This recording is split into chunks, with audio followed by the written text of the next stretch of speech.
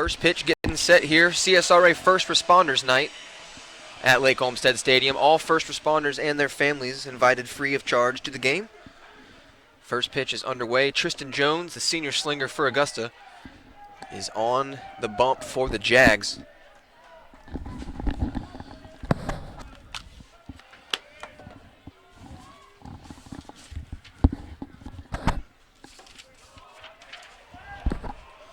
His first offering to the third baseman for Georgia Southwestern, Kranick, is inside for the first ball at the at-bat. Tristan Jones wheels and deals. This time tries to cut the outside corner, and the umpire does not call that a strike, so it is 2 balls and no strikes. Ball in the dirt, 3 in a row for Tristan to start the at-bat. Game 1 of the league series, second Peach Belt Conference series for Augusta on the year. Jags opened it at Francis Marion, went 1-2. Tristan Jones, the Game 1 starter on the weekend for the Jags, and there he goes, pipes a strike, 3-1 now, trying to reverse things to Kranick. And just a little bit of the numbers on Kranick. He has a .408 average coming into the ball game with 15 games played, 49 at-bats, 7 runs, along with 20 hits, and one of those hits was a double, and he's also accumulated 6 RBIs, and he just took a walk to first base.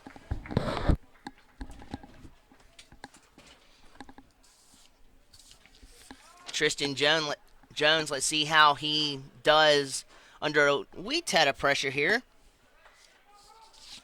Facing off against Evan Alderman coming into play, and we'll get to his numbers in a minute. He just scorched the ball to left field in between Janowsic and Tyler Roberts there, covering the left side of the diamond. Found a hole where Sperling gets it back into play, but his numbers are as follows. For Alderman, 218, 15 games played. Let's see, 55 at bats, 10 runs, 12 hits, a double, and 3 triples on the season thus far for him.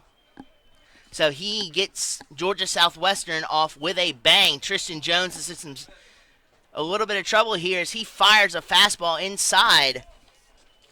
And Redding for Georgia Southwestern tries to bunt that but could not square it up. And so the bunt shoots back towards the screen into foul play.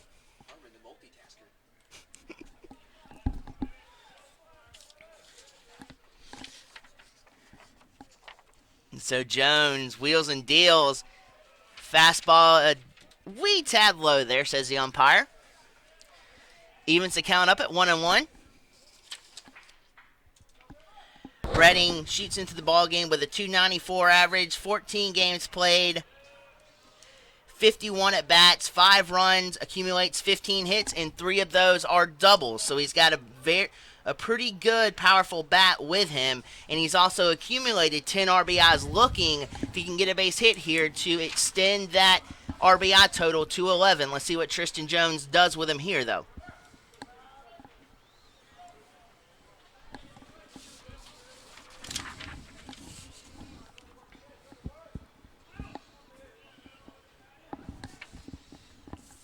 Ball outside. Kranick at second base, Alderman on first. Tristan Jones definitely trying to get a ground ball here to get out of it. He's also trying to set up Redding as well to see how he can work to Redding to accumulate a strikeout or venture into a double play. And strikeout he does get off of a changeup that sinks low. Redding swings over the top of it, was fooled by the speed, and he is sent back to the dugout.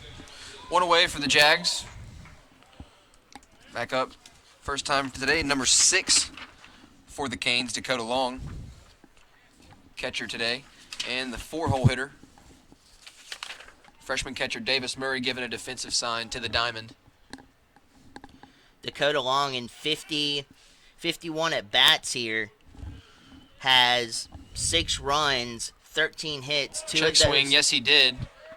Home plate umpire calls a strike. 2 of those are 2 baggers.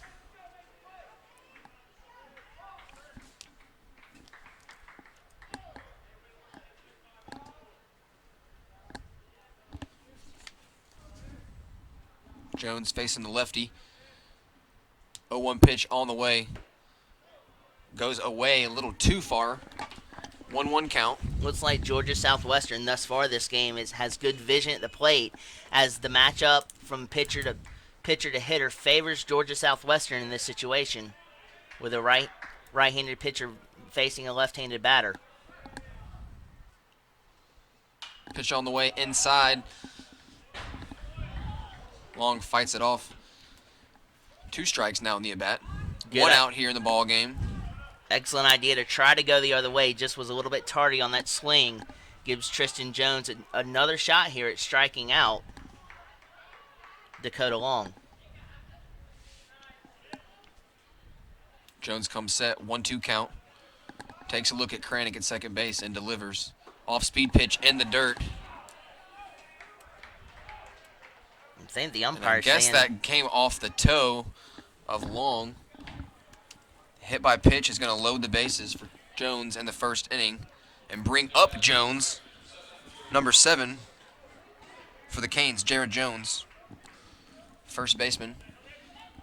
And with the bases loaded, the Jags have a force at any base if the ball is hit on the ground. A walk, single, strikeout, hit by pitch here to start the ball game.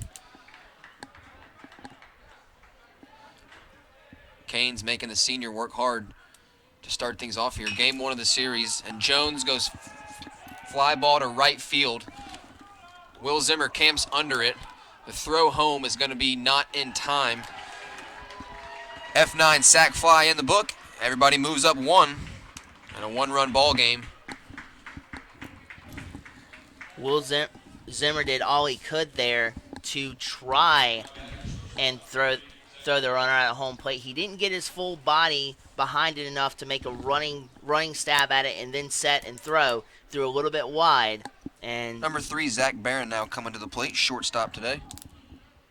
Davis Murray again with a defensive sign. Runners at first and third.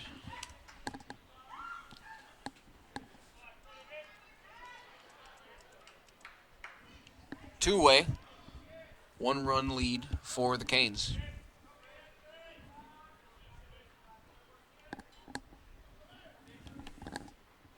Curveball. Grounder right up the middle to Tyler Roberts. He's going to fling over to Lanford, 1 out, but not before the Canes get 1 run. Headed to the bottom of the first.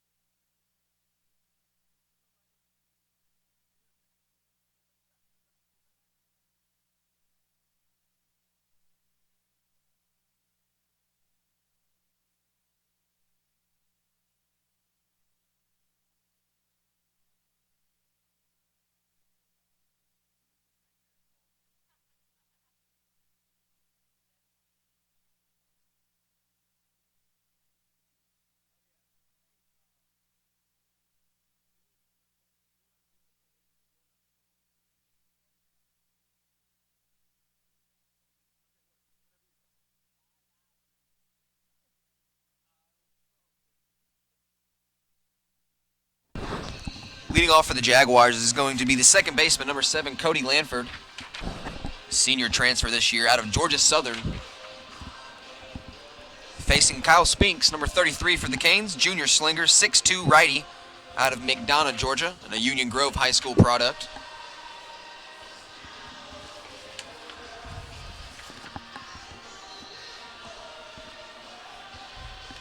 One-run lead. A sac fly did it for the Hurricanes in the top half of the initial inning. Jaguars about to take their first swing of the ball game. And I would like to see the Jaguars come up with a little bit more consistency in terms of contact at the plate. Wednesday, they left a lot of runners on base in that 17th inning affair. You just want to see a little bit more of consistent contact made in order to put the ball in play and scratch across a run.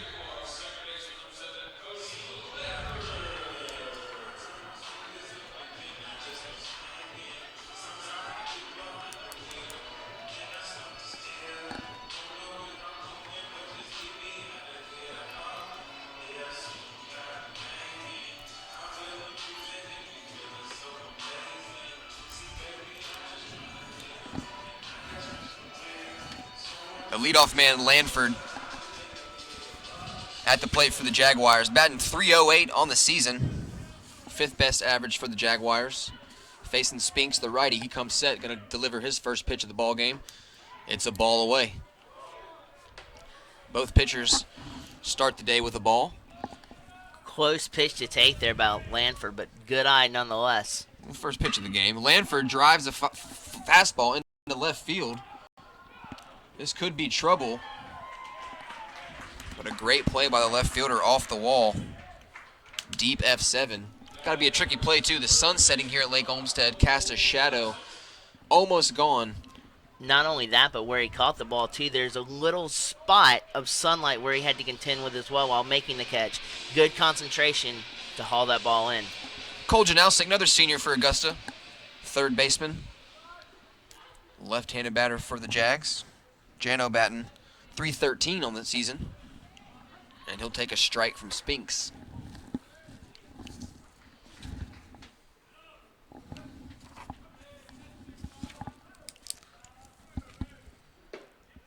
Spinks 0-1 on the year, making his 5th start.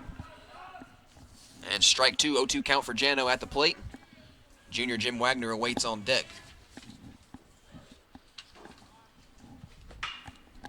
Good idea to foul off the fastball. Just a little bit late on that swing, but he had a pretty good sized gap in left field that he wanted to try to exploit there. 0-2 pitch on the way, 1 out. Bottom of the 1st inning. Off-speed pitch in the dirt. Change of speeds, trying to fool Janowsik there. Good eye, sinking a little low on that changeup. Georgia Southwestern 5-10, 0-3 in the league. Jaguars 5-8, 1-2. And hips turning on the ball.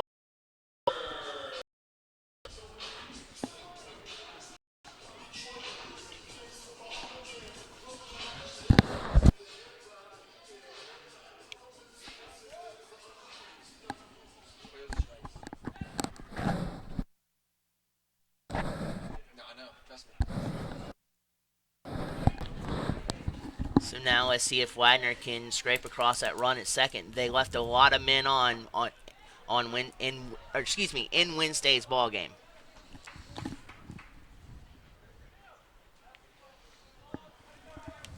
So Spinks works ahead in the back-to-back at bats. Gets Jano early, but gives up the double, and he gets a leadoff strike to Jim Wagner.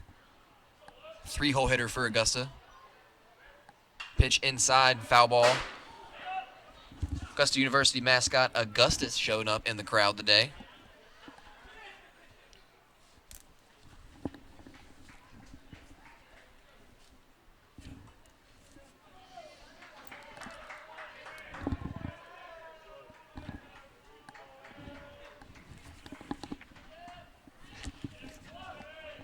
.02 pitch on the way to Jim Wagner. Janowsik at second base after the double.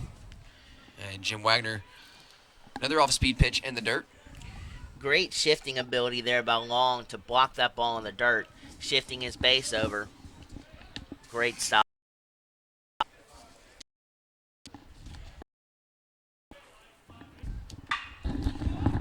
Wagner lifts one into center field. Chasing is the center fielder. Almost overran it, but camps under it for out number 2 of the inning. An F8 in the book. Janowsik holds at second base. And the rookie catcher, Davis Murray, makes his way to the batter's box.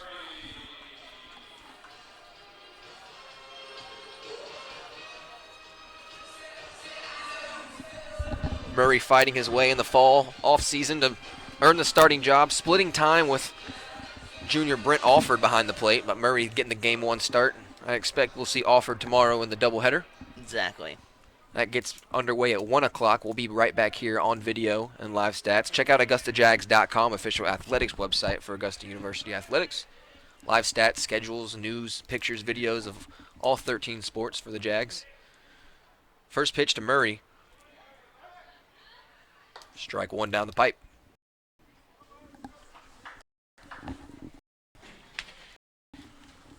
Making the pitcher work here.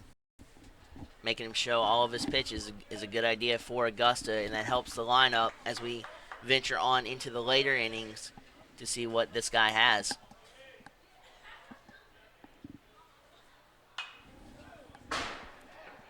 Foul ball to the right side.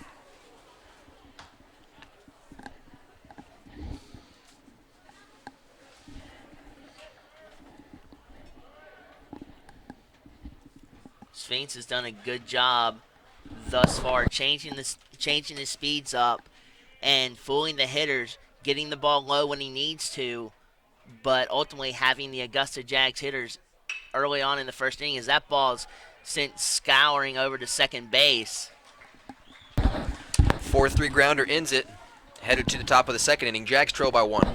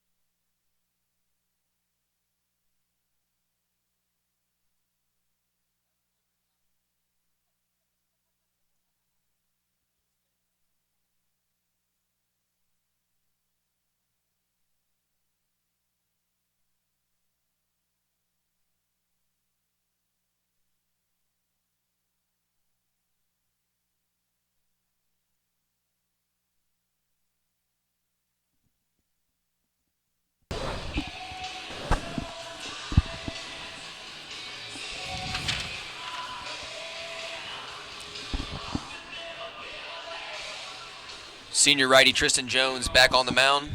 Top of the second inning. Georgia Southwestern snagged a run back in the first. Number 15, Josh Logan, junior left fielder, to lead it off for the Canes here. Top 2. Logan shows bunt right back to Tristan Jones. Fills it with the glove, throws over. And a tremendous play. Pitcher. Nice defensive stop. 1-3 out. Good idea from Logan. Not good enough. For number 14, Andy Moore to the plate. He's the DH. Yeah, that play is not as routine as the athletes make it on the field as we saw Wednesday with a couple of pitcher first baseman errors on Wednesday. Tristan Jones just makes that look extremely easy to garner the first out.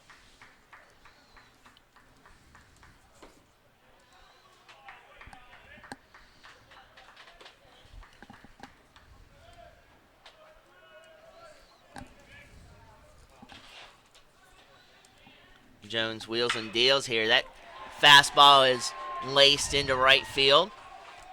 Single for Moore.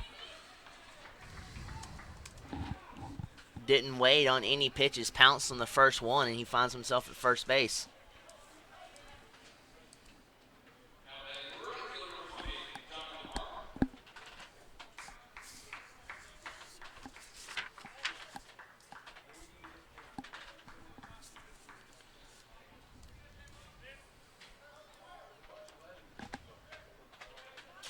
Tristan Jones comes set. And he fires away. Changeup that sinks in the dirt for the first ball at the at-bat to Barrow.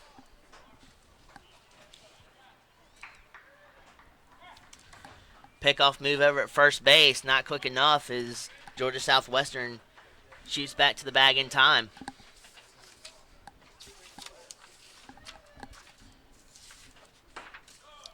Next pitch masterfully paints the outside corner. Great framework job by Murray there, too, as the catcher. Battery working extremely well on that pitch to even up the count at 1-1. Runner at first base, big secondary, swing and a miss. Strike two. Lights are on here at Lake Olmsted Stadium. Another left-handed batter at the box. Now Tristan Jones could actually waste some pitches here if he wanted to set up. After him off speed.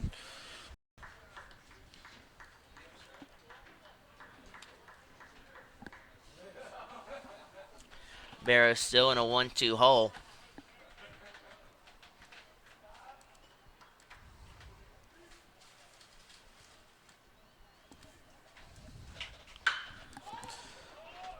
And a deep fly ball into right field. This could be trouble going back. And that ball is gone. The right fielder, Martin, number 20, Jonathan Martin, delivers a 2-run bomb over the right field wall. That's the danger with high pitches. Even though it looked like a high fastball, still, batter sees it in the rotation out of his hand, is able to adjust to it, get the hands through the baseball on top, and just belt it out of here. 3-run home run. Jags trail at 3-0.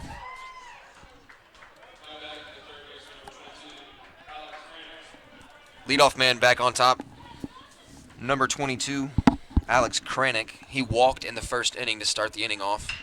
And he swings at the first pitch. High fly ball into shallow center field. Chasing is the junior, Jim Wagner. And he camps under it. A little scary, but an out nonetheless. There's 2 away for Augusta. And Tristan thus far is not deceiving any of the Georgia Southwestern batters after giving up a home run this inning and a sac fly when he had the bases loaded last inning. Georgia Southwestern is making solid contact with the baseball. And a bunt right there to the left side. Bare hand grab for Janowsik. The throw over not in time. Your center fielder with a lot of speed. Alderman lays it down, the 1B bunt. That was excellent scouting and surveying the field, realizing Janowsik was playing as back as he was, and realizing that if he could deaden it where he deadened it, he would beat out Janowsik in the throw over to first base.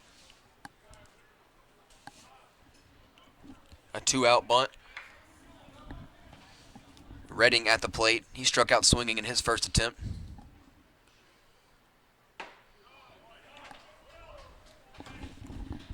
Good pitch, outside corner. 0-1, 2 outs for the Jaguars in the white pinstripes tonight. Throw over to first base, a good move from Tristan Jones. Back in time is Alderman on the belly. 3-0 lead for the Canes, 4 hits, no errors. Jaguars got 1 lone hit from Cole Janowsik in the first inning, and Redding swinging out of the shoes on that one, trying to pull an outside pitch. Finds himself in a hole 0-2.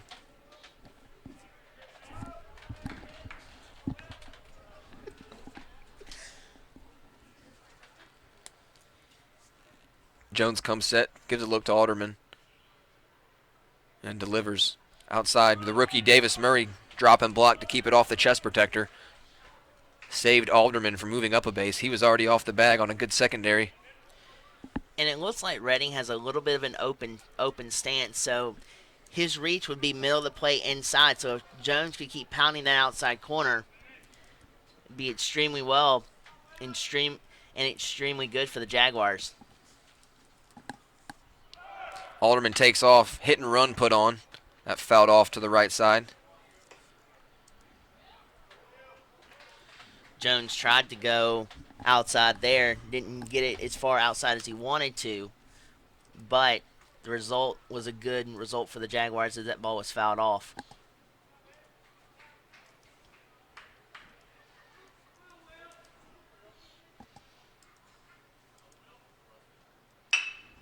Ground ball to senior shortstop Tyler Roberts. Fields it, goes to first, and gets the out. 6-3 gets the Jags out of the inning. But a 2-run bomb, 3-run score headed to the third, bottom of the second.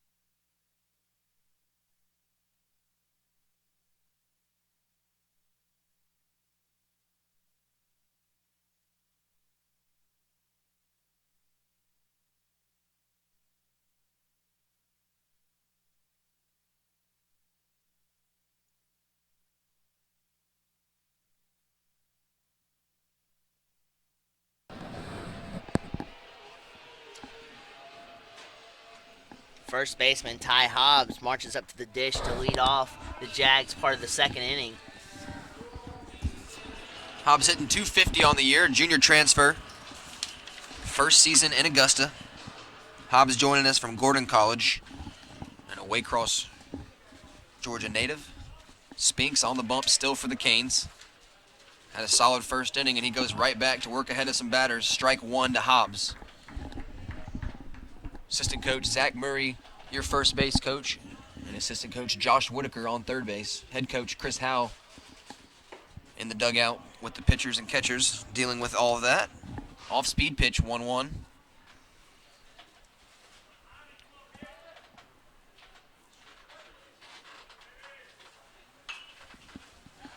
The ball's blasted back our way. Hobbs just a little bit tardy on that swing.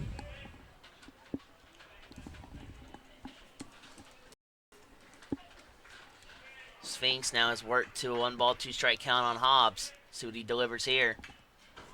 Fastball rising up. Hobbs was able to connect with it and get just a piece of it to foul it back toward the press box up our way.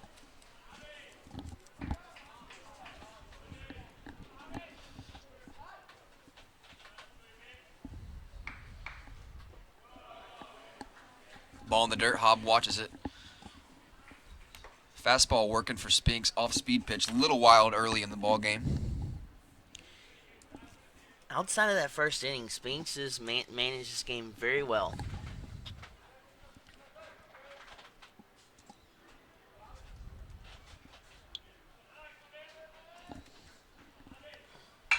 Hobbs takes that fastball right back in the middle, shoots it into right center, and that'll be a single for the big first baseman, and that'll bring up freshman left fielder Adam Sperlin. Sperlin all over the diamond this season. Played a little third, played a little second, played a little right. Yeah, Chris Howell making minor adjustments this game, giving Sperlin the left field nod with Cummings at DH. And he will hit after Zimmer, who is on deck. But Spinks is giving up a single here with nobody outs in the bottom half of the second inning. He fires away, and that ball's belted in the left field, but right at the left fielder for Georgia Southwestern, bringing down the Hall in the first out. Sperlin lined that one right to left fielder. Tough break. Hobbs remains at first base. Right fielder number 34. The sophomore Will Zimmer makes his way to the plate.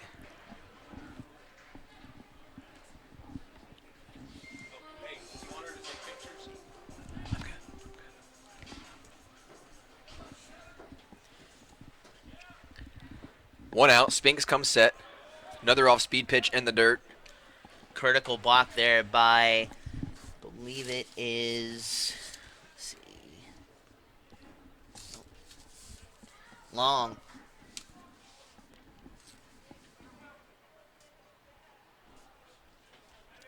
Spinks comes set. Goes inside off the hands of Zimmer. 1-1 count.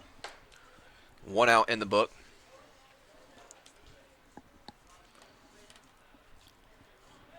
We've got the center fielder for Georgia Southwestern playing a little bit deeper than the corners on the outfield.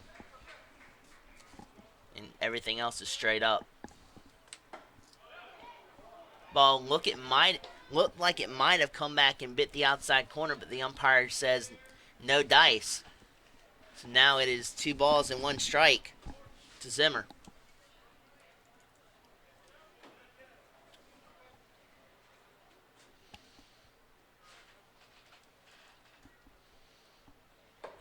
Swung on and a miss. Evens the count 2-2. Looking for a fastball there. Got a change up. Just way out in front of that pitch.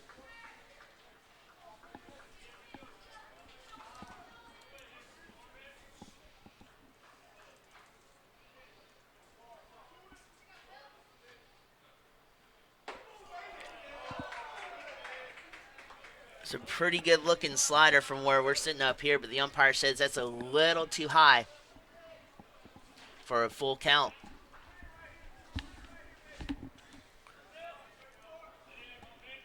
Hobbs moving on the pitch. And that chopped back up towards us.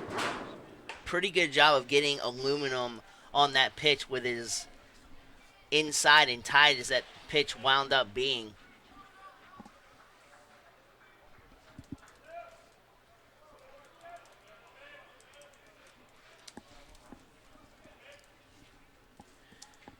Sphinx now wheels and deals. Payoff pitch freezes him, and Zimmer is sent back to the dugout on a 3-2 fastball. He strikes out, and now Cummings is up to the dish, looking to do damage with 2 outs.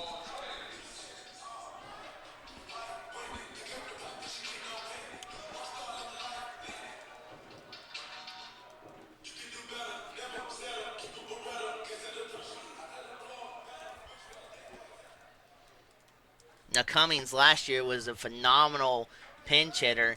He got the start yesterday, went 0 for 4. Let's see if he can rebound from that day on Wednesday. He goes to the first pitch for a ball.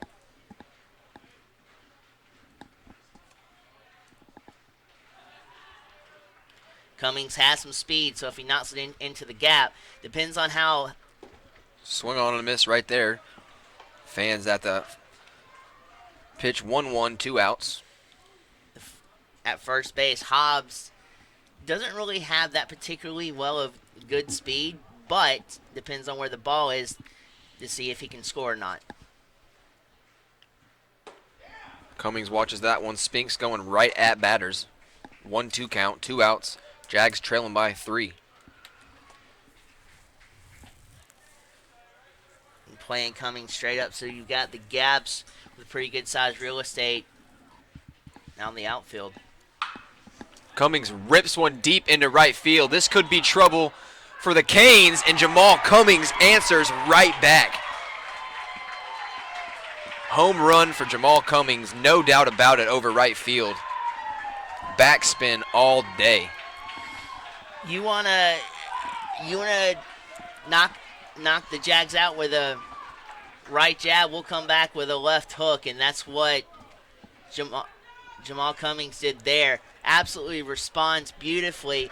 Looked like he didn't get as much power behind it as it turned out, and the Jags are right back in and only trailing by 1. Senior Tyler Roberts now comes to the plate. First trip of the day. Jaguars get some runs back. Homer from Jamal Cummings.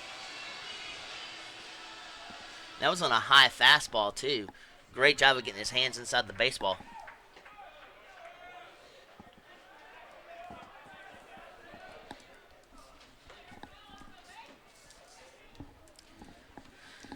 T. Rob's at the plate now for the Jags.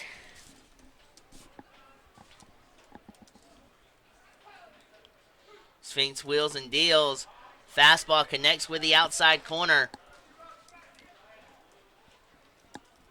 to accumulate to the first strike of the at-bat.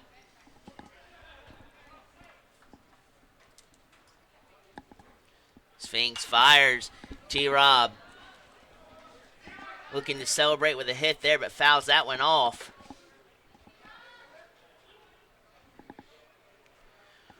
One ball, two strike count, 2 outs. Score is now 3-2 after Jamal Cummings tattooed a baseball to right field, bringing the Jaguars within 1.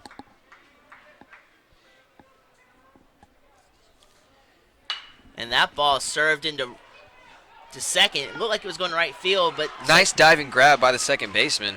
Lays out, gets T-Rob at first base. 4-3 will end it. 3 outs. Jaguars get 2 runs back. Headed to the third. 3-2 ball game.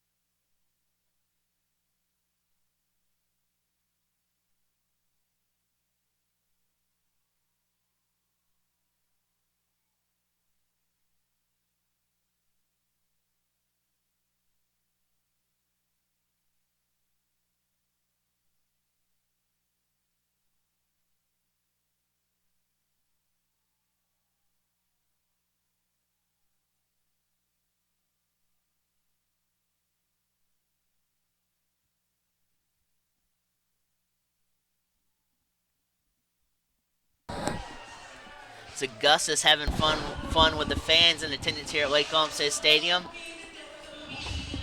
And Tristan Jones is back out there for his 3rd inning of work.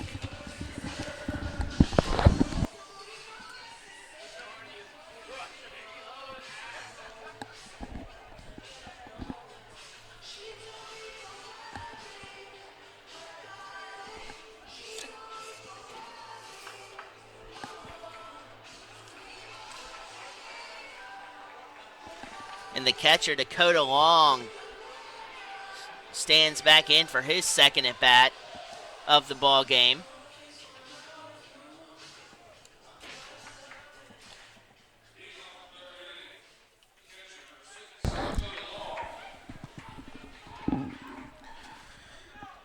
Dakota Long back up. He came up with a chance to do some damage back in the 1st inning. Long slow roller back to the pitcher. His first attempt. 3-2 game. Jags get 2 runs back on the homer off Cummings. And the senior Tristan Jones paints a strike on the outside corner. So after the home run he gave up back in the top of the 2nd, Jones seems to be calming down right there. Another swung on right through it.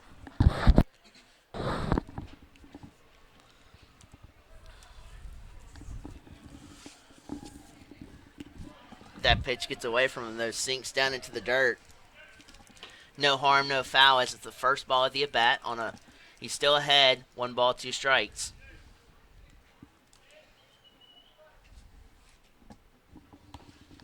Off-speed pitch. A little too inside, almost on the shoestrings of Long. 4 hits for the Hurricanes, 3 for Augusta. Jones tries to see if Long will chase away, and he does not.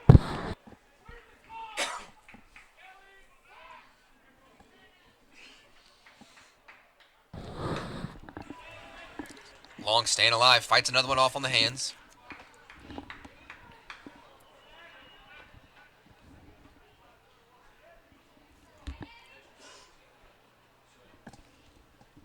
Righty-lefty matchup. Tristan Jones gets a ground ball to the left side. Senior Tyler Roberts, no problem. Strike across the diamond, 6-3 ground ball. Good job of getting his base in front of it. Transferring well and firing over to first. Jared Jones back up to the dish. Jones, high fly ball to the right side. That was a sac fly to score the first run for the Hurricanes. Top of the 1st. First pitch of the 3rd inning to him is a ball away from Tristan Jones. On the diamond defensively, Cole Janowski at 3rd base, Tyler Roberts at shortstop, Cody Lanford at 2nd, Ty Hobbs at 1st. In right field, Will Zimmer, Jim Wagner in center. and Adam Sperlin in left field. Davis Murray behind the gut, and Tristan Jones on his way with a 2-0 pitch. It's a fastball right back to him. High off the glove. No problem. 2 away. Jones, 2 plays now, right back at him. Had to do a little bit of defensive work. No issues. Very athletic pitcher, 4-year man for Augusta. And this is, you couldn't have asked for a better inning going thus far if you're the defense for the Jaguars. 2 up and 2 down. Very quick inning thus far. Let's see if Tristan Jones can continue that work. Tried to bite back on a slider, did not slide. The ball's too far inside.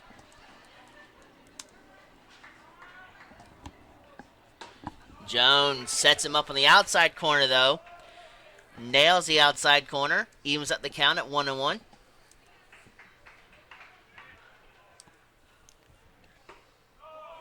Goes right down the pipe. Freezes Georgia Southwestern. 2 strikes on the at-bat. Another ground ball to Tyler Roberts. Shortstop seeing a lot of action. Throw across the diamond. There's the stretch from Hobbs. 3 up, 3 down for Tristan Jones. And we're headed to the bottom of 3. We trail by 1.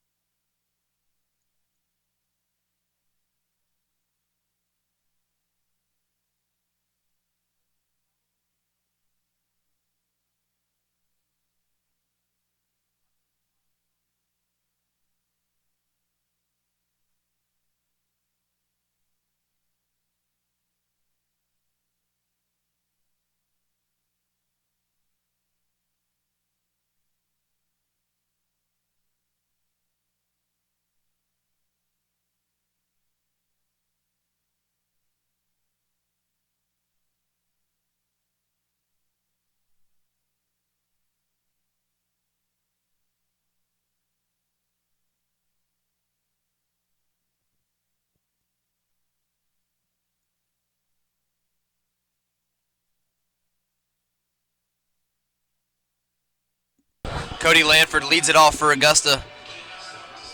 He flew out to left fielder in his first attempt. Senior transfer for the Jags, batting .308. Jags trail by 1, trying to keep the bats alive.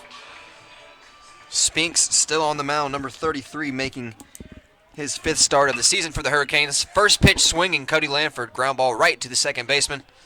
That's an easy one, 1 away. He did all he could on that one. That ball was traversing inside on his hands, fought it off very well, just right to the second baseman. 37 people watching the broadcast right now. Fans, check out AugustaJags.com for live stats and follow us on social media at Augusta Jags. Twitter updates, photos, news from everybody. Lots of action for the Jaguars this weekend. Augusta hosting the conference series here with the Hurricanes. Augusta softball hosts a doubleheader Saturday and Sunday. Tennis on the road in Young Harris. Track and field at UNC Pembroke, and men's basketball is in the Peach Belt Conference Tournament. They face Columbus State tomorrow at 1 o'clock in the semifinal game. Dick Beatrice and the Jags claim the PBC East Division title this season and the best regular season record in all the league. 0-1 pitch to Janowski, his second at bat. He doubled back in the first inning, was stranded on the base pass, but Jano fouls that one off. 0-2. Cole goes no batting glove style. A little bit of dirt here and there. Injects a little bit of old school mentality That's with right. that. I like to see that. Instead of guys having 14 accessories on their arms for no reason, have to declothe when they get to first base. A little bit of an Evan Gaddis style as well. That's right. Who I believe now is with the Houston. Well, he was with the Houston Astros. He's kind of bounced around ever since the Braves, but definitely a good story there. Definitely. Foul ball back towards us. Janowski stays alive. 2 strikes, bottom of the 3rd inning.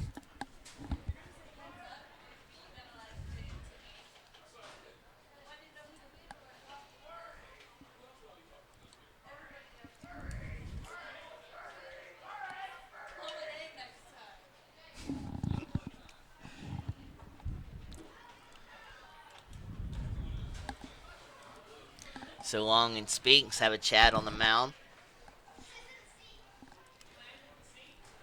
Janowski's in the hole. 2 strikes. 1 out. Sphinx fires. Janowski slices that one in foul territory in left field.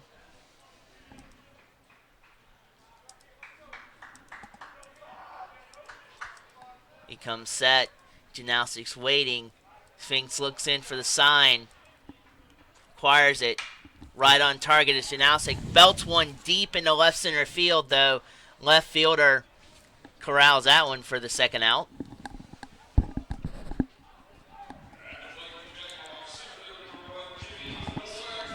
Jim Wagner back at the dish for Augusta. His second trip of the day. Flew out to center field in his first attempt.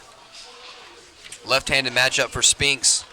Moving well besides the home run he gave up to Jamal Cummings in the bottom of the second. This game 3-2. All decided by 2 long balls to right field. And so far, both squads airless baseball on the night. Jags are only trailing in the hit column by 1, 4-3. Check swing for Wagner off the barrel.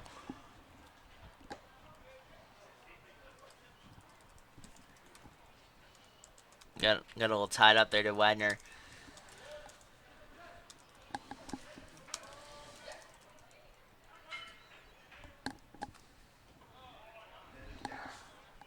Ball's in the dirt. Good eye by Wagner, escorting the count to 2 balls and 1 strike.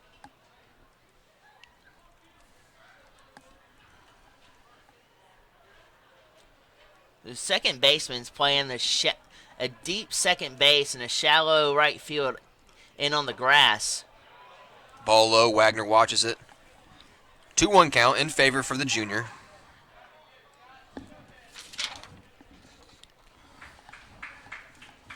Jimmy out of Parkview High School, Stone Mountain, Georgia native.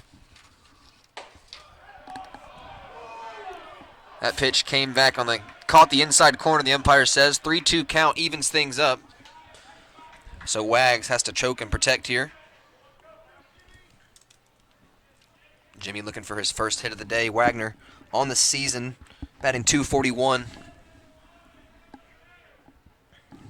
Started all 14 games for Augusta in the outfield, and he stays alive, takes the fastball away, sends it back to the net. Good job of protecting, because in this situation, with it being 3-2, the strike zone does expand from 17 to 19 inches per the umpire's call. So very good job of protecting by Wagner here.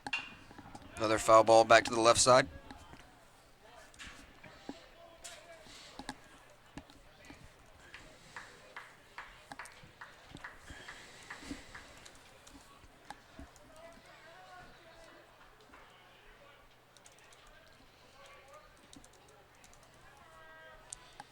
Fink sets up and fires. High fastball. Ball 4. Hard fought bat. Wagner earns his way on the base pass. So with 2 outs, the Jags get some speed, and that's going to bring up the rookie catcher, Davis Murray. Murray rolled over to the second baseman in his first attempt.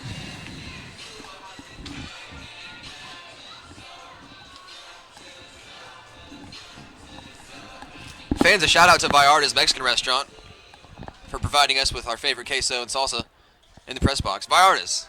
Visit them on Washington Road. Off-speed pitch in the dirt. Fools Murray 0-1 to start his second at bat.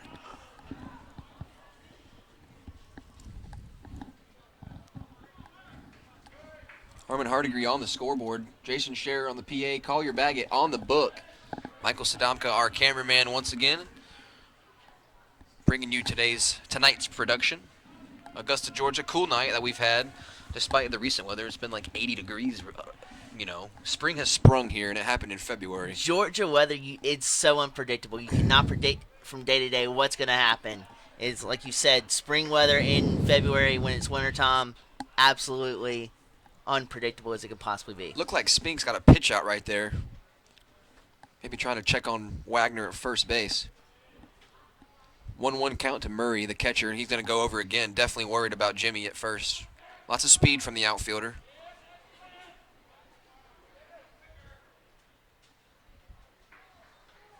Ty Hobbs awaits on deck. 2 outs. And a balk. Spinks totally stopped his motion on his way to the mound. Not sure what happened, but a no-doubt balk. Well, even if you wanted to step off and throw to first base, he didn't turn his body and he didn't step off. So crucial error for the pitcher. Puts exactly. His man in scoring position with a big bat, Davis Murray at the plate.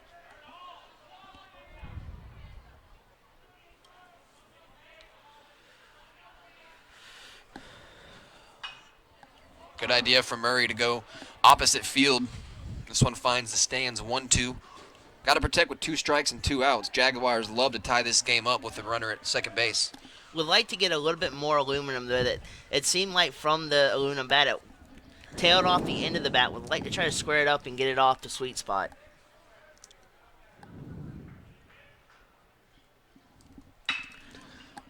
Liner right at the shortstop. Can't hit it much harder than that. Adam Sperlin did it, and now Murray's done it. That ends the inning. Jaguars strand a man on base, and they trail by 1. We're headed to 4 here at Lake Olmsted.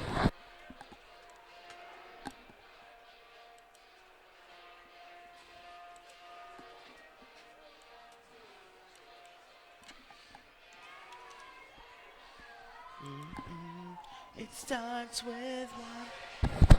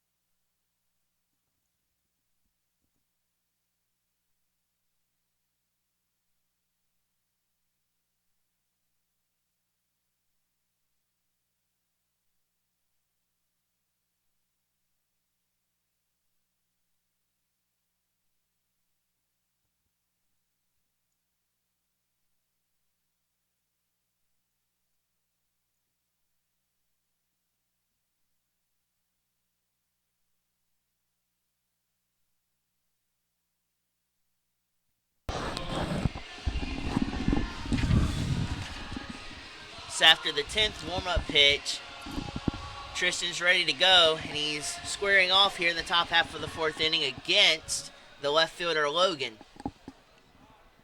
Josh Logan out of Lawrenceville, Georgia. Logan tapper right back to Jones in the last inning. Almost another one right there.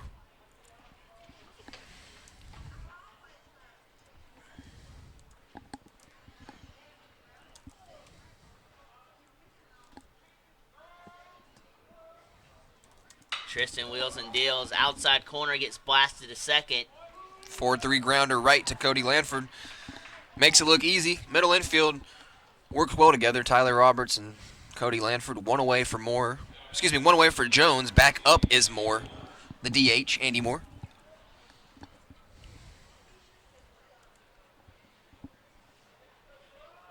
And speaking of that tandem, I love the way that they've aligned at second and shortstop. We'll talk about that more in a minute.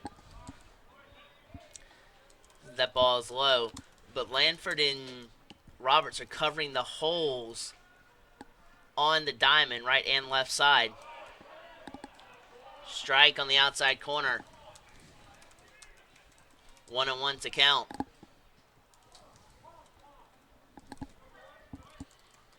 And Moore lets the umpire know he wishes to step out. Umpire does grant it.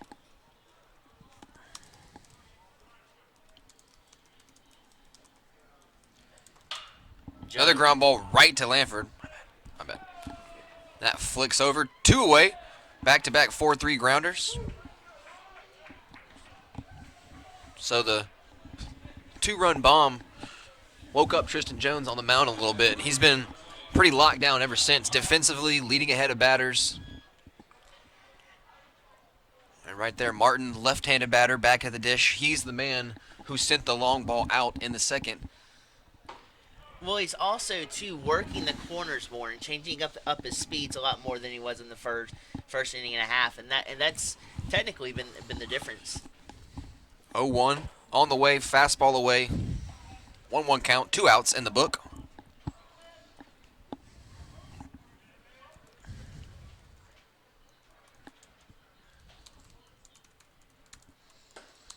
Jones staying away from Martin and his second at bat. Martin was a no-doubt blast to right field right before the sun left us. As soon as he hit it, you could just feel and tell that was going to go out.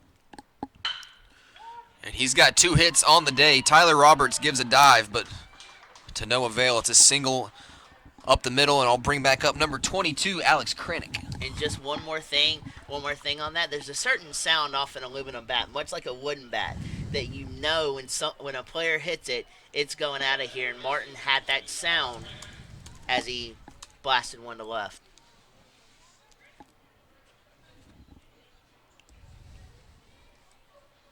Kranick coming to the dish.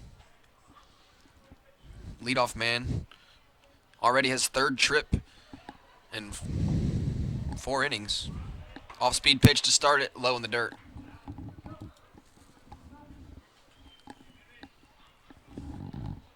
Fans will be with you for the doubleheader tomorrow. Jags make way. 1 o'clock start for game 1. We have a 4 o'clock start set for game 2, but you know how that goes. We played 17 innings on Wednesday, fan. 5 hours and 48 minutes of baseball. Ground ball, backhand stab from Tyler Roberts. On the knee, throws to first. Great defensive play. Tyler Roberts got a lot of action at short. We're headed to the bottom of the 4th. Jags trailing 3-2.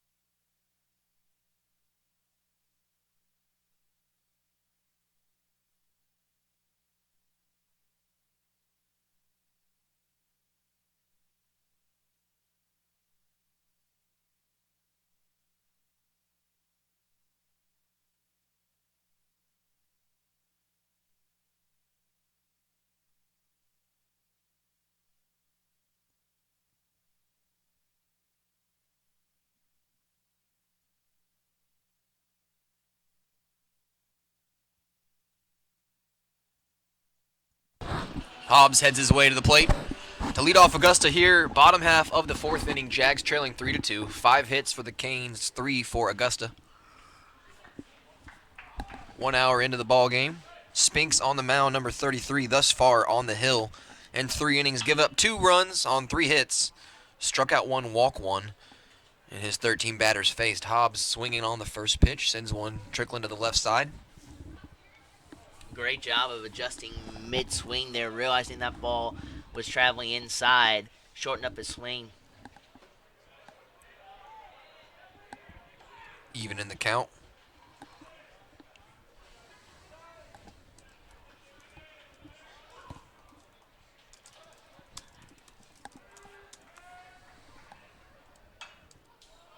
One, two, another foul ball for Hobbs.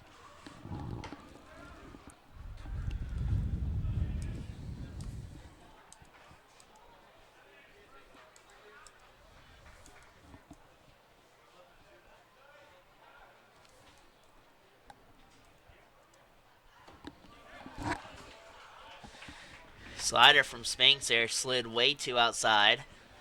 And Hobbs lays off. And the count's knotted up at 2-all. Ground ball. Hard hit right to the shortstop. Misplays it. And Hobbs safe at first. Leadoff man on board for Augusta in the 4th inning.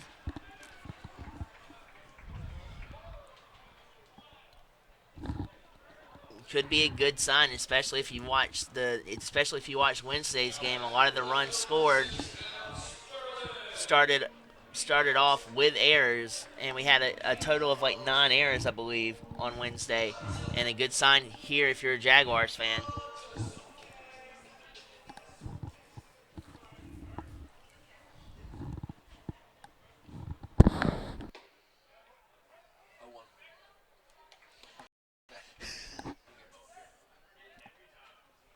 And this is Adam Sperling standing in for his second at bat. He's down in a hole. Wanted that one, but laid off the off-speed junk on the outside corner. The freshman, number 6, played a lot of positions already for Augusta in his rookie year.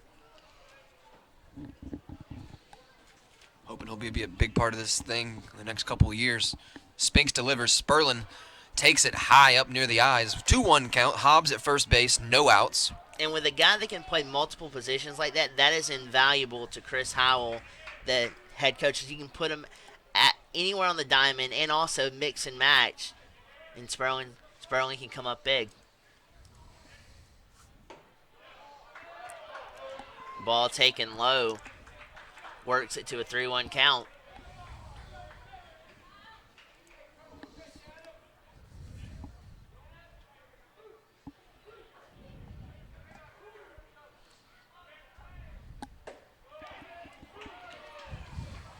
That ball high and outside, but called a strike.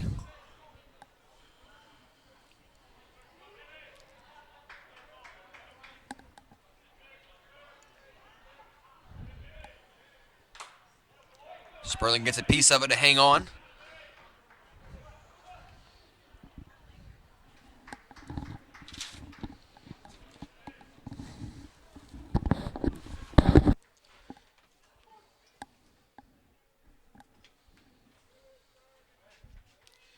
Finks is back on the dish, only giving up 3 hits this whole entire game for the Jaguars. And that ball is just scrapped into left field. Left fielder Logan could not get there. Jaguars go a double there. And then also the runner from first trots all the way over to third. Jaguars second and third with nobody out here in the bottom half of the 4th inning.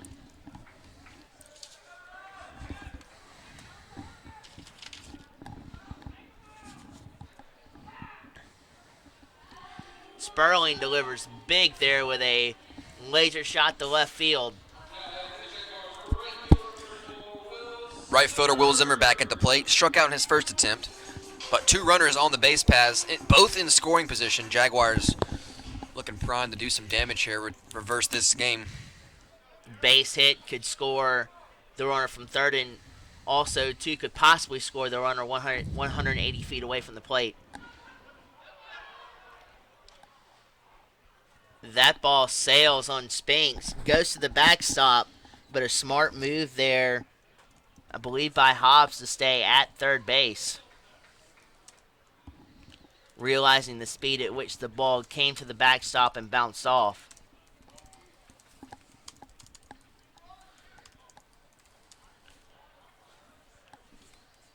So let's see if the Jaguars can capitalize on this grand opportunity that they have.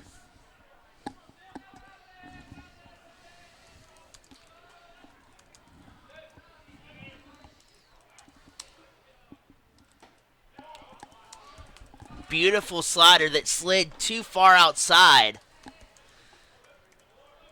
for the count, mustering up to a 1-ball and no strike count. Finks, this is one of the first times he's actually been in a jam this game. Gets Zimmer swinging through that changeup.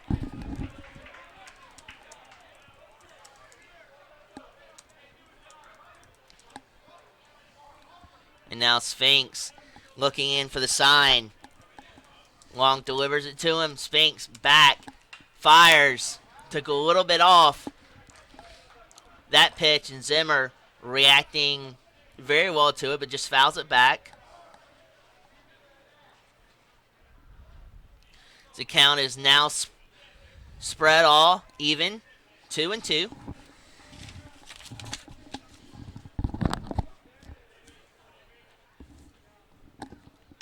And that ball is just served into left field, shallow part. Chasing, the ball's going to fall down. He dove. Zimmer's into second base. Going to be a play there off the glove. 1 run scored, and now here comes a throw to home. Safe. Jaguars have stolen a 4-2 lead in this ball game.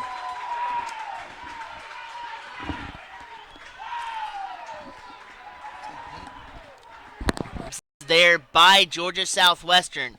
You knew the first run was going to score off of that diving attempt by the left fielder Logan, but then communication mishaps on the infield allows for the 4th run to come home from the Jaguars, boosting their score total by 2 to 4-3, and they have their first lead of the ball game here in the bottom half of the 4th inning.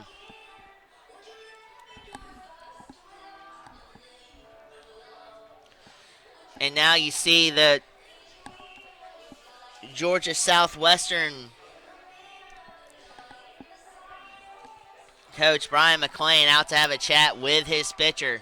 Spinks worked his way out of a couple of jams early on, but could not salvage any outs in the jam here in the 4th inning.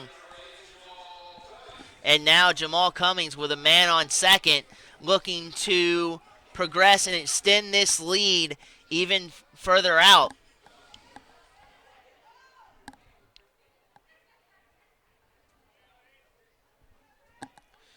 As Spinks trying to settle down here. Fastball wanted that inside corner, but the umpire did not give it to him.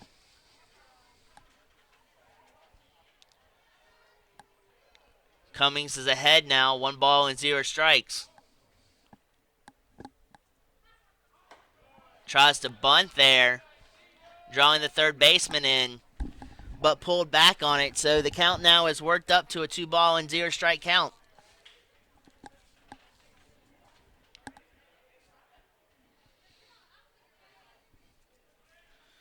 Spinks wheels and deals. That ball is hit to shortstop. Shortstop cannot handle it.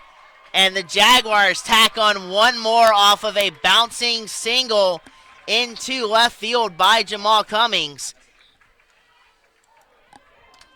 And the Jaguars, after the first 2 innings, couldn't get anything going. Jamal Cummings here fires back with the first 2 runs. Then he tacks on the 5th run and has 3 RBIs to his credit.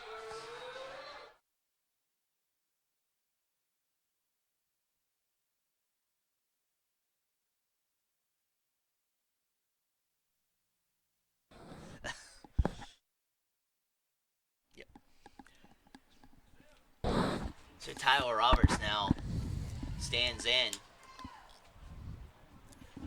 2 errors in the inning.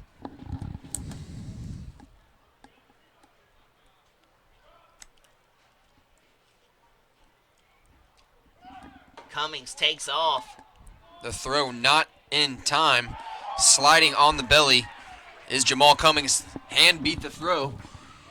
Another man in scoring position for Augusta's senior Tyler Roberts, the 9-hole hitter at the plate. Jaguars taking a 5-3 lead, matched 5 hits. Long with a great throw, great placement on the tag, just a little too late with Cummings' speed.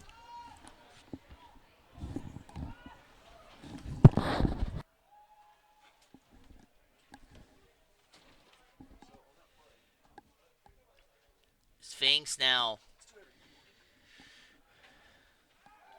looks to get Cummings out at second on a pickoff attempt. To no avail, though, as Cummings spryly retreats back to second base.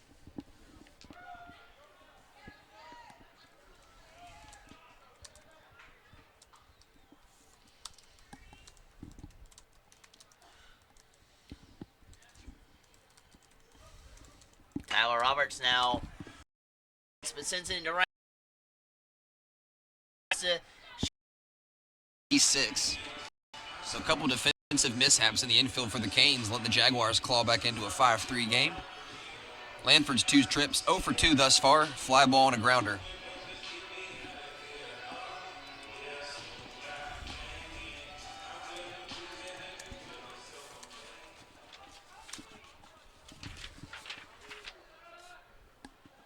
Lanford watches one in the dirt.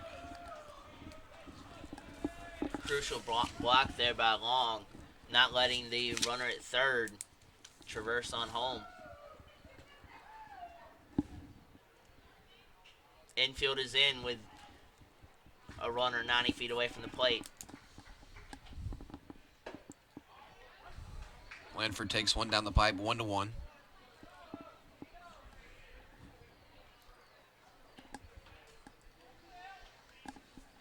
Lots of speed from Jamal Cummings, so a fly ball to the outfield should do the trick.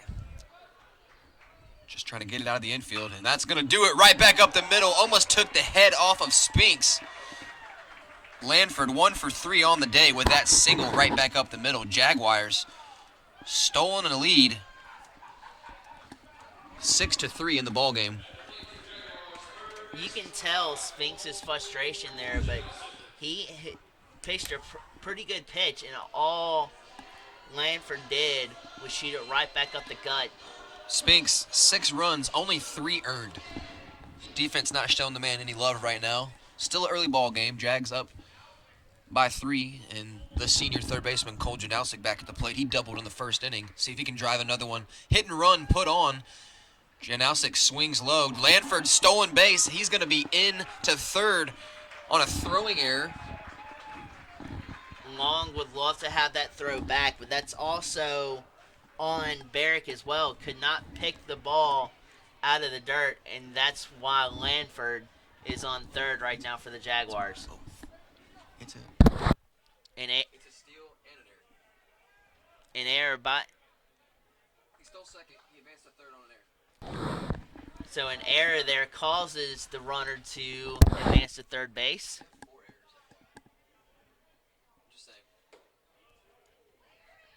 That ball sails up and in to Janowski to even the count at 1-1.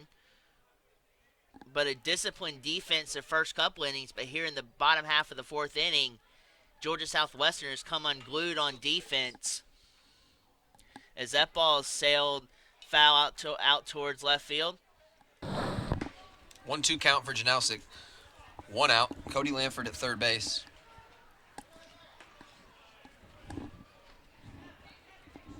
With the infield in, it opens up more territory behind them and in the outfield. Another one in the dirt from Spinks, kept alive by the catcher. 2-2 count, 1 out.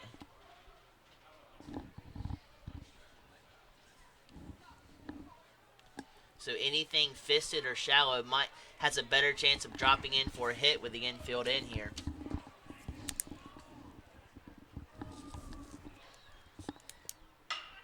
Janowski waits back on that one, sends a trickler through the right side.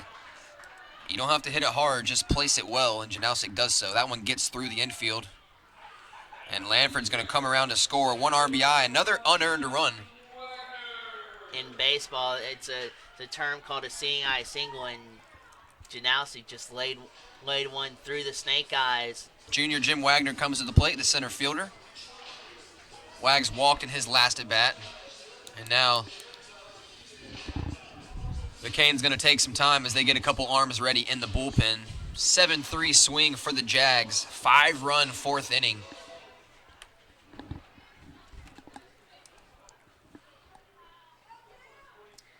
And Taylor, you got to wonder how much longer they're going to keep trusting in Spinks here to get out of this inning. They do have a double play scenario in play if the Jaguars crush the ball into the ground. First, not in time.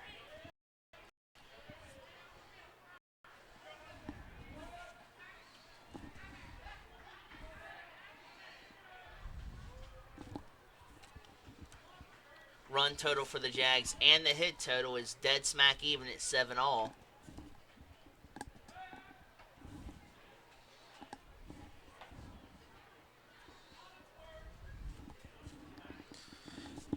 And there's head coach Brian McLean out to have a chat with Spinks, probably his day.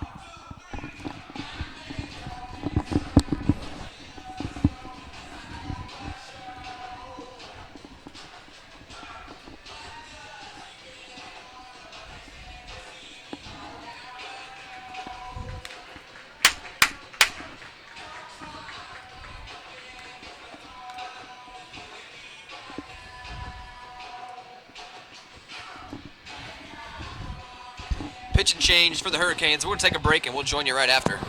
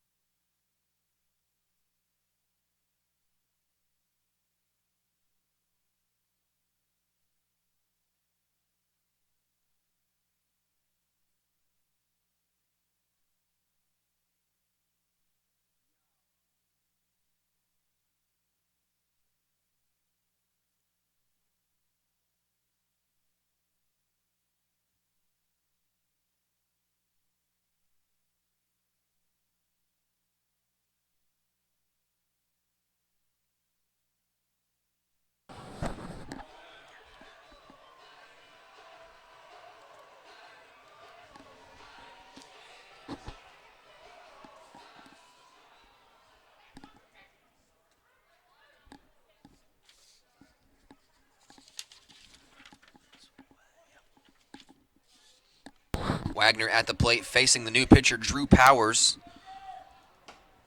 So Spinks went 3 1/3, gave up 7 hits, 7 runs, only 3 earned runs.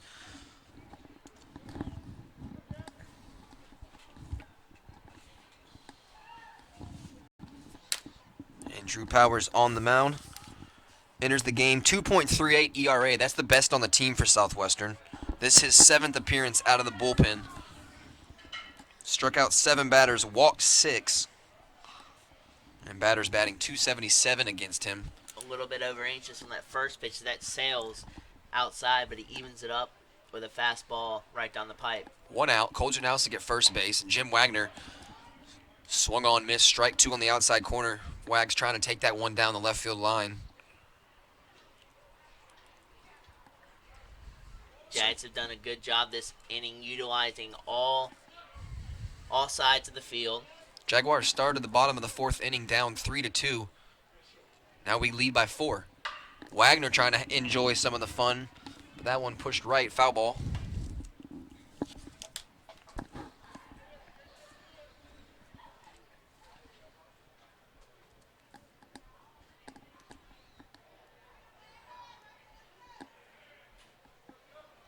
Long inning for Georgia Southwestern's defense, too.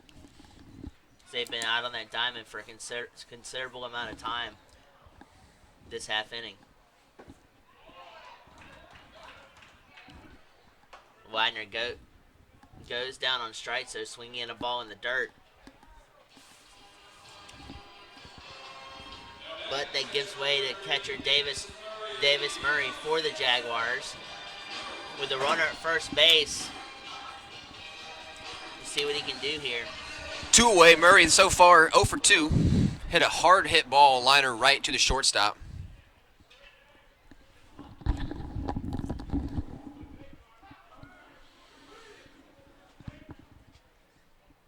Powers comes set, delivers. Murray swung on and a miss. Big swing from the rookie catcher. I like that, aggressive on the first pitch. Most pitchers are going to try to go after you to get ahead early with a fastball, so a lot of hitters like to jump all over that first pitch fastball. 0-1, 2 outs. Bottom of the fourth inning. Jags on top 7-3. Again, fans, check out AugustaJags.com for live stats and all of information on all 13 sports at Augusta University. Well, you mentioned pitchers going with fastballs to start off, and I'll get to more of that in a second. Janelsic takes off. Throwdown not in time. And another stolen base for the Jaguars. With pitchers starting hitters off with a fastball, and the hitters knowing that, I'm not sure why you don't see many pitchers trying to counteract that and throw off-speed pitches at the first pitch to have the batter swing through the baseball and swing early and get strikes that way. That ball was taking a little bit off speed as Davis Murray swings right through it, and Powers does his job coming in from the bullpen. As we go top 5, Augusta absolutely ignites in the bottom half of the fourth inning, 7-3.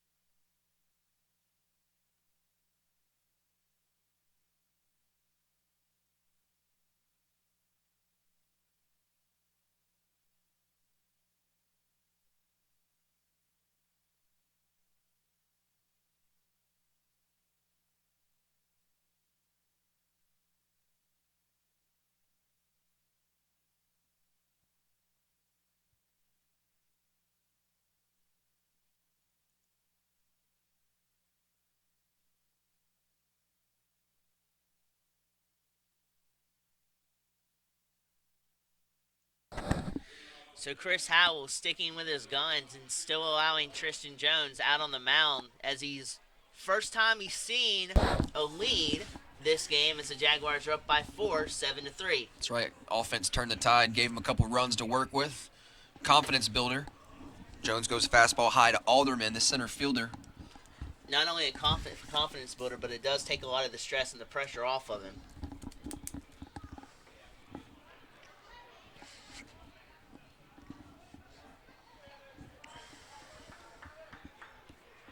Georgia Southwestern still fighting as they look at 2 straight balls. That time, though, Jones gets a swing through on a high fastball. 2-1.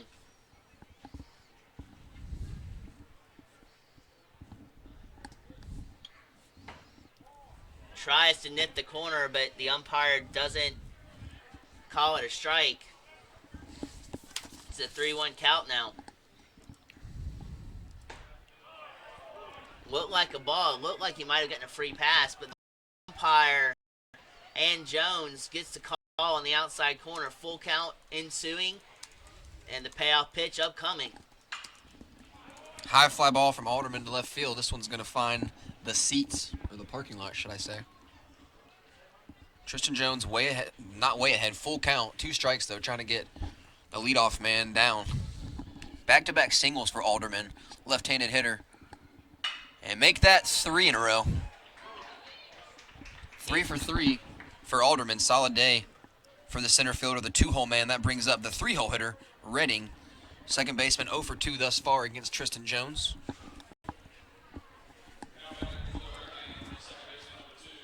bullpen's still a little active for the Hurricanes down on the right side. Jaguars, no life.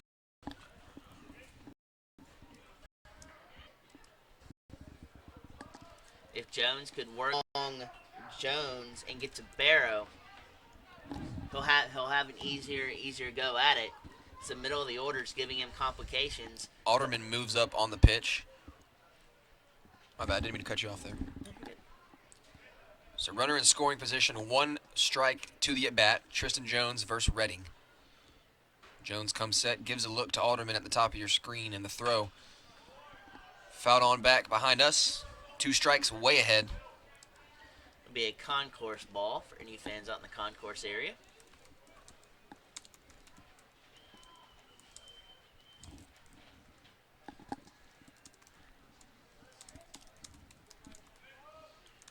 Alderman takes essentially a 3.5 step lead at its second. Tristan Jones could not find the plate on that one as that ball sinks low.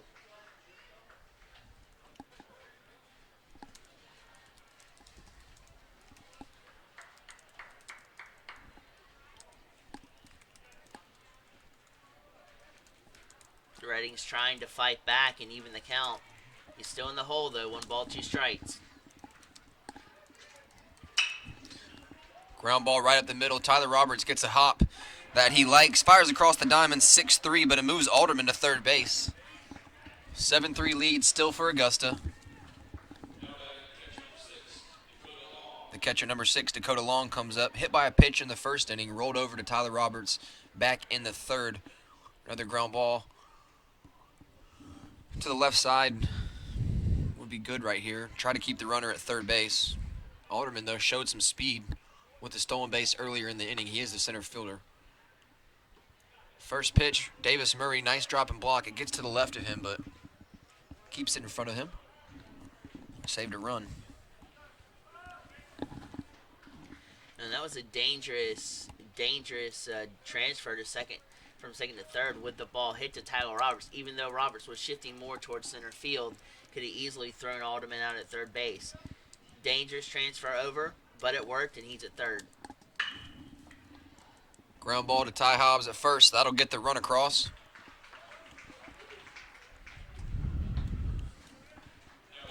So a 3 unassisted scores Alderman.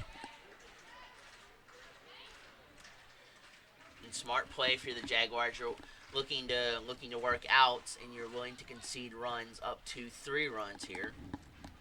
Jared Jones back at the dish. He takes strike 1. 2 outs for Tristan Jones and the Jaguars. Top of the 5th here at Lake Olmsted Stadium. Game 1 of the Peach Belt Conference Series. Flagler leads the standings. Only 3 games on the season. And back-to-back ground balls to Ty Hobbs at first base will do it. The Canes get 1 on 1 hit. We're headed to the bottom of 5.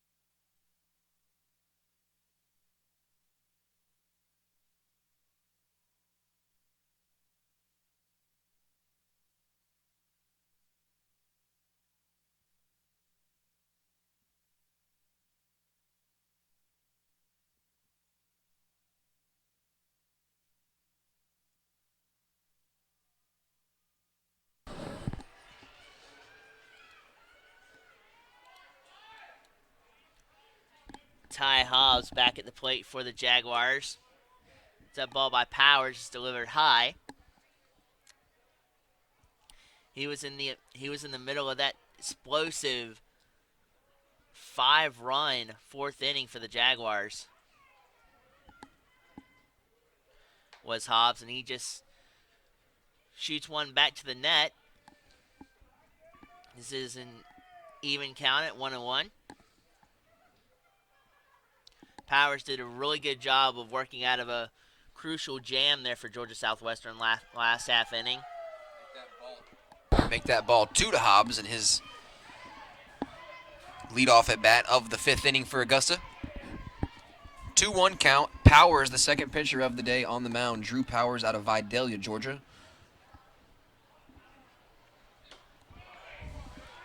Wonder if he's had any onion rings. I bet he has. There's some daggum good onion rings. As Hobbs works back up to a 3-1 count. And there's ball 4, the leadoff man aboard. Ty Hobbs reaches the bases for the second time today, and Adam Sperlin, freshman left fielder tonight, roped a double into left field his last attempt, looking to stay hot against the Hurricanes.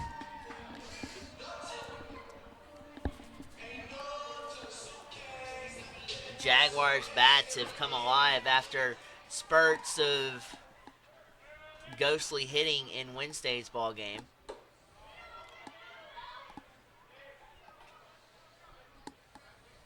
Tyler Roberts looks at the first ball high and tight. They exploded Wednesday in the 3rd inning of Wednesday's ball game. Adam Sperlin lifts one foul ball back towards us. With 6 runs, and it's looking like the 4th inning was the explosive inning in tonight's ball game thus far.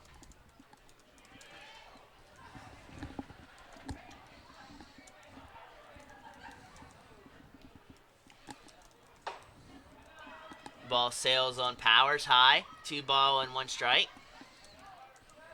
Jaguars are still leading in the hit category, 7-6. 7-4 is your run total, and Georgia Southwestern with 2 errors in the bottom half of the 4th inning. To the Jaguars, a goose egg on the board for the Jaguars in the error department.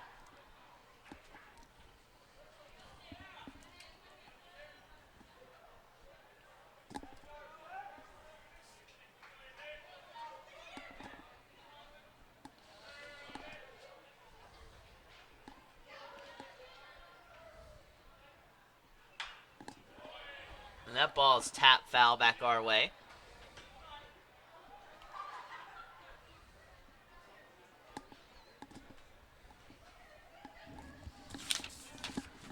Powers and Sperling's doing battle here. Good take there by Sperling. Close call. Umpire deems it a ball. On a very Powers. Sperling, though, got fooled as Zimmer stands in for the Jaguars.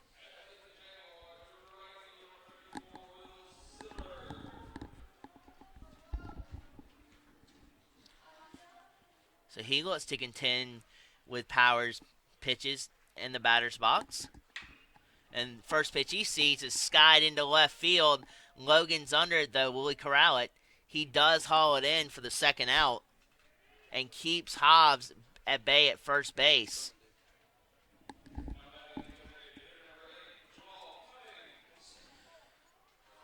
Jamal Cummings, who sparked the Jaguar offense with a 2-run bomb to right field, he's back at the dish.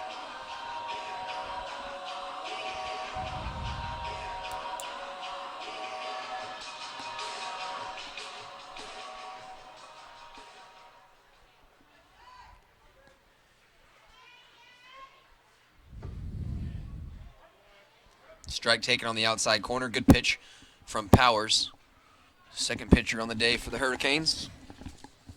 Hobbs at first base. 2 outs. Jamal Cummins looking to stay hot at the plate. Off-speed pitch, not catching the plate.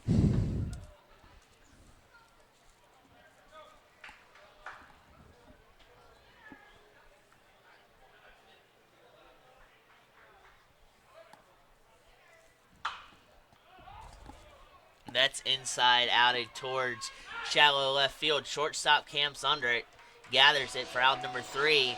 As we go, top 6. Augusta still ahead strong, 7-4.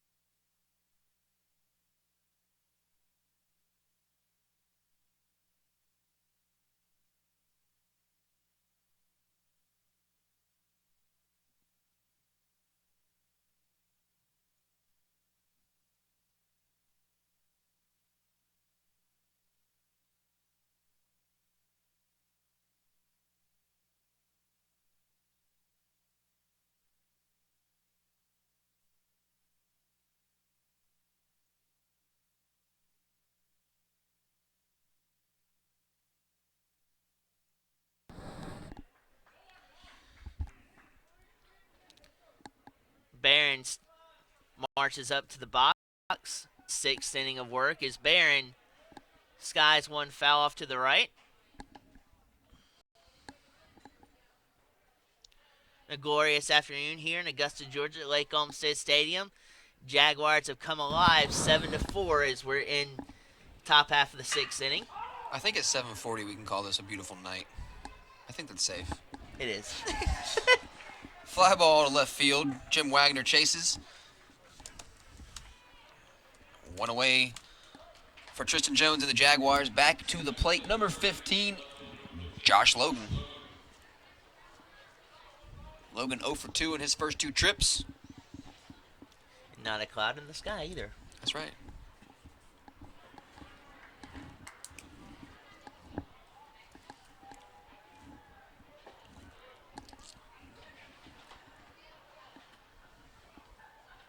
That ball had a little bit too much sink to it from Jones as that sinks down low. 1-0.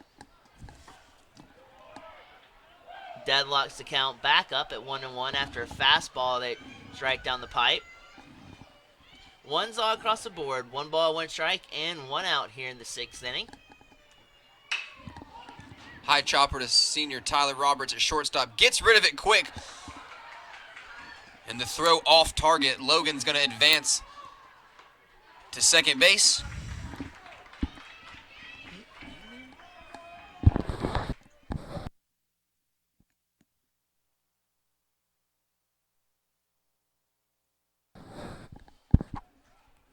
So Tyler Roberts, great concentration, gathering the ball, but just a little long on the throw.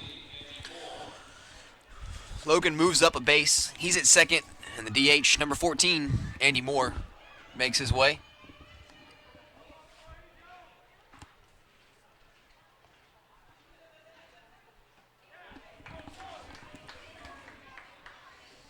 Good idea. Great stop there by Murray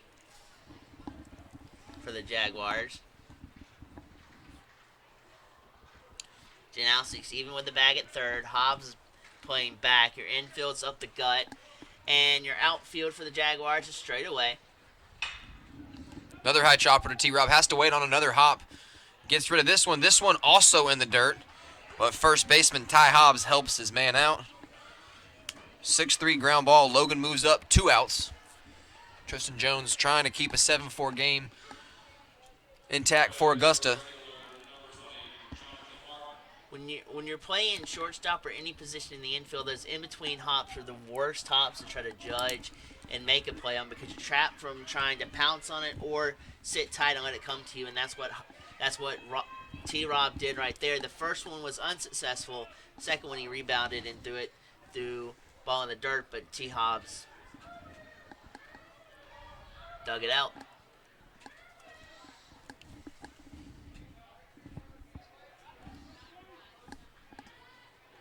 Two outs now. Jones's pitch. Georgia Southwestern's not too happy with it, but the Jags will take it. Slider caught the outside corner. Tried to do the same thing, but this ball slid a little bit too much and actually tumbled low.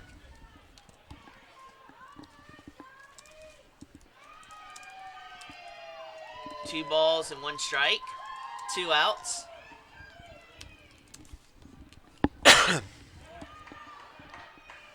Another one that took a nosedive, and now it's counts 3-1.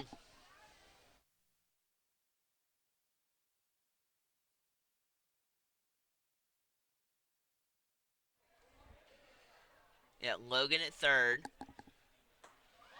Swing right through that changeup. Good pitch by Tristan Jones. Orchestrates a full count. Any type of contact now, Logan will be on the move from third. Ball's bounced foul to the right.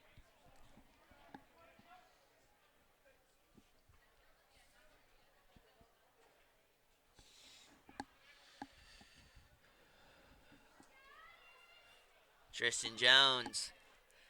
3-2 count, payoff pitch, upcoming. Chopper right to Cody Lanford, the senior.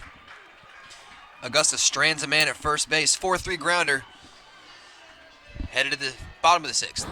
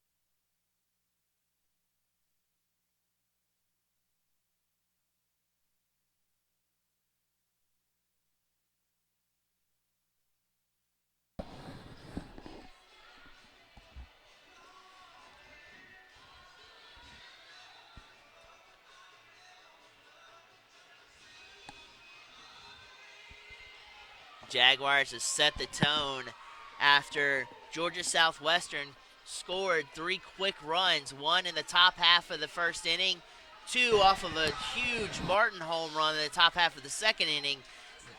Then the Jaguars come to life and score 5 runs in the bottom half of the 4th inning, and they now lead 7-4. 9-hole hitter Tyler Roberts, the senior, up for the Jaguars.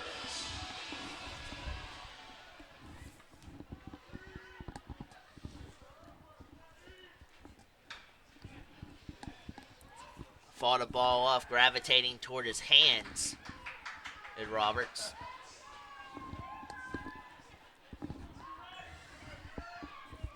Powers is in there for his 3rd inning of work.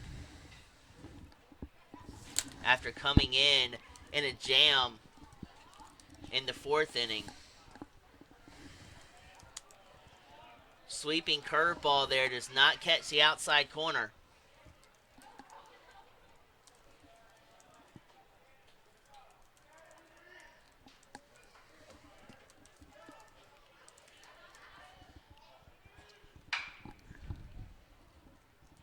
Fastball that T-Rod was on point, but just knocks it a little bit foul. This counts 1 ball, 2 strikes.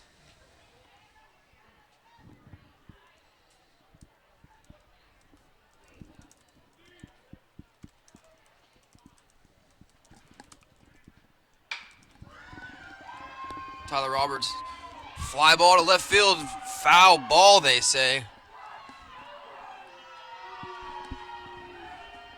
T-Rob got a lot of aluminum on that, but just to the left of the chalk line, the umpire says, so we will head back to the plate. 1-2 count in the batter's box.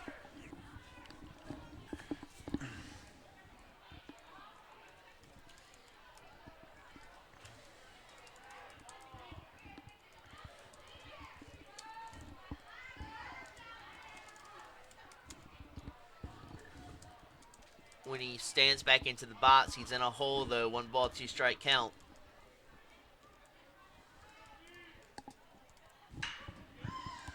Another high ball in the air. Tyler Roberts lifts this one, but right to the center fielder. Leadoff man down, swinging. Lanford, the second baseman, back up. He singled in his last at bat of the 4th.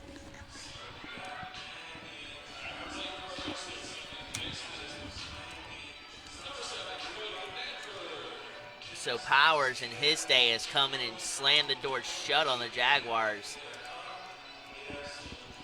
In two and a half innings, he's allowed no runs. Good day's work for Powers if you're Georgia Southwestern.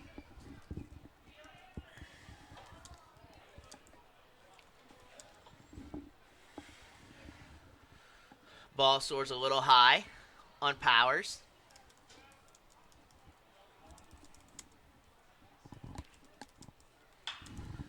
Lanford looks to get good aluminum on it. Splits that one foul back our way.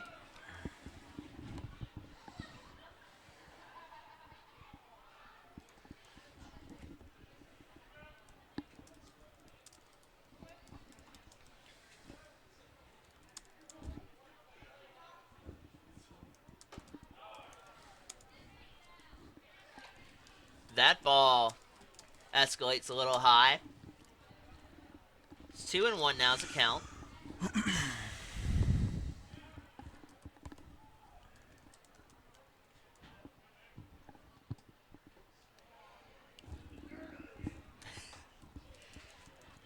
Curveball stands in the dirt.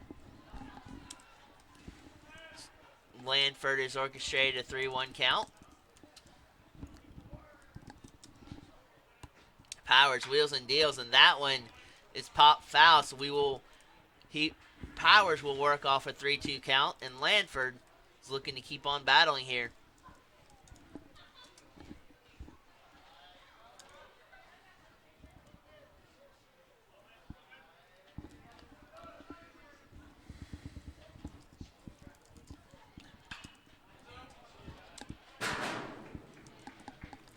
Another ball fisted back our way. It's a really good battle between Powers and Lanford here. It's the 7th or 8th pitch of the at-bat.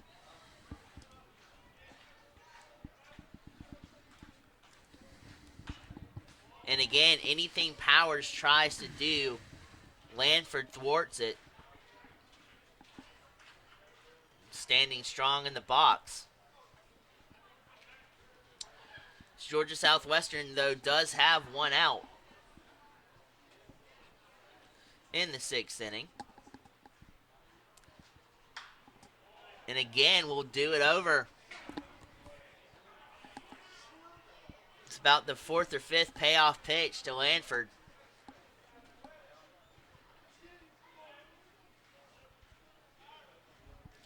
These are the type of at-bats that your head coach and your assistant coaches love. Battling in the trenches, looking for your pitch, spoiling any pitch that is not to your liking but is a pitcher's pitch. Great at-bat by Lanford.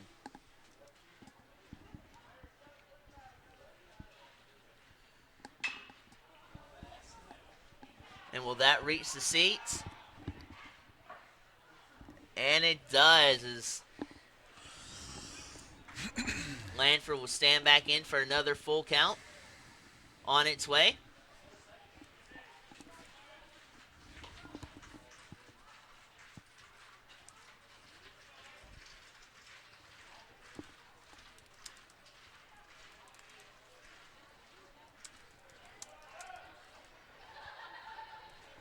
Powers now looking to do anything he can to get past Langford here, but he loses him on a high fastball. Great at bat from the senior. Fouled off a couple, watched a couple, and with one out, Leadoff man at first base. Cole Janowski comes to the plate, the senior third baseman.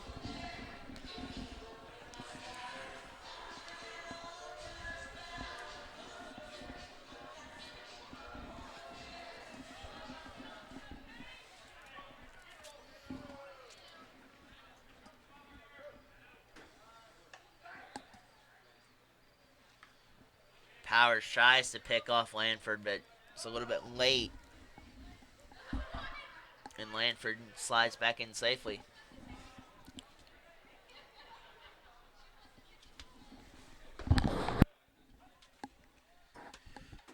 Call strike on the outside corner. And Janowski is in a quick hole here.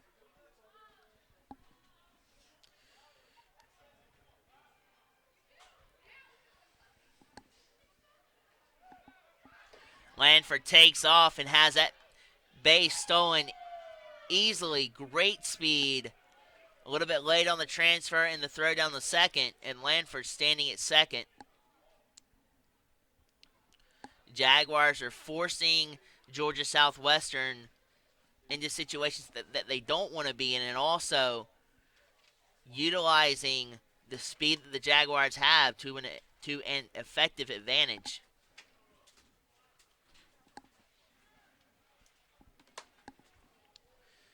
As Janowski now awaits the 1-1 pitch. Why don't we make that 2-1 as he stares at a slider that tails in.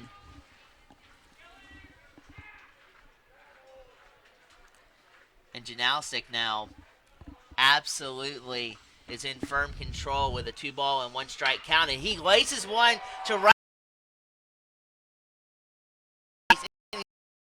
Slide in triple extends the lead even farther to 8-4. Now is your lead for the Augusta Jaguars, and the bats just keep on fire as Janowski stands in with a triple.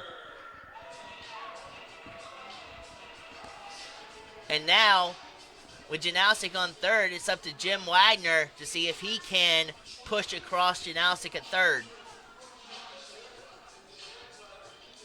The infield will come in for Georgia Southwestern. Which is and a triple, and Jim Wagner gets in on it. He laces one down the right field line.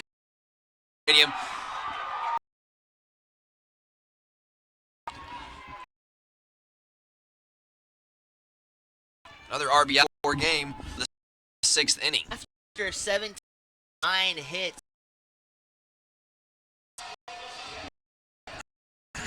Oh, that.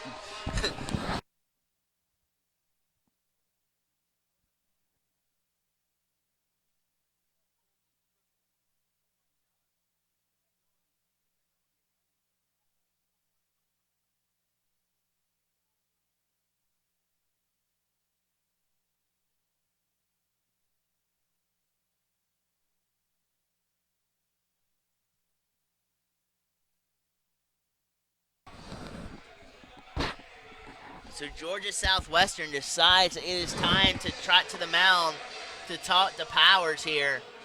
who in his third inning of work is experiencing some difficulties on the mound, and the Jaguars have broken through and tattooed some runs against Powers, as it's now,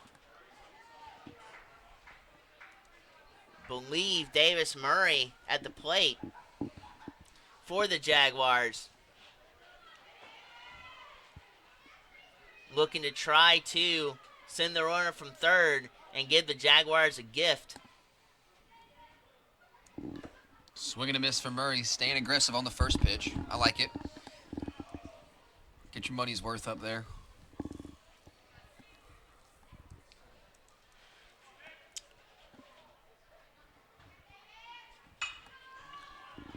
Oh, 2 hole now for Murray on the foul ball to the right side. You've got the infield playing in for Georgia Southwestern, looking to cut off that run. Fans sports update for the Jaguars this weekend. Men's and women's tennis fall both at Young Harris. And the track and field teams, women take third, men take third at UNC Pembroke this weekend. Murray, high fly ball to the second baseman. He gets under it and records the pop-up. Wagner holds at third base, 2 away for the big first baseman, Ty Hobbs.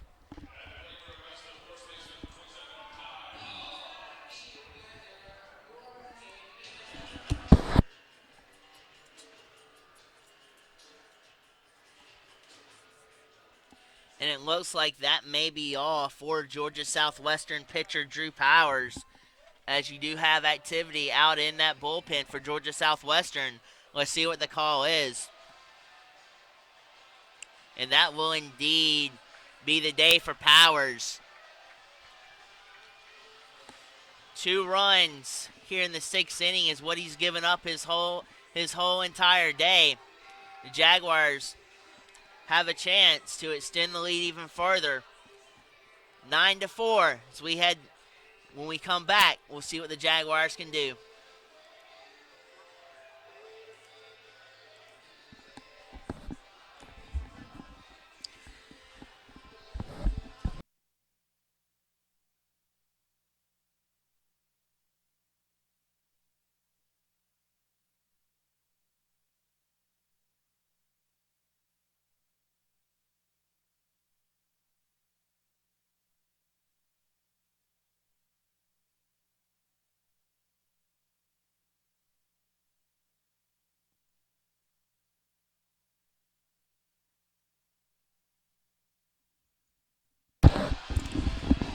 Third pitcher on the mound.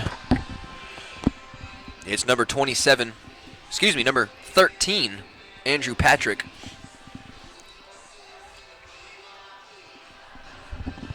Third pitcher for the Canes so far.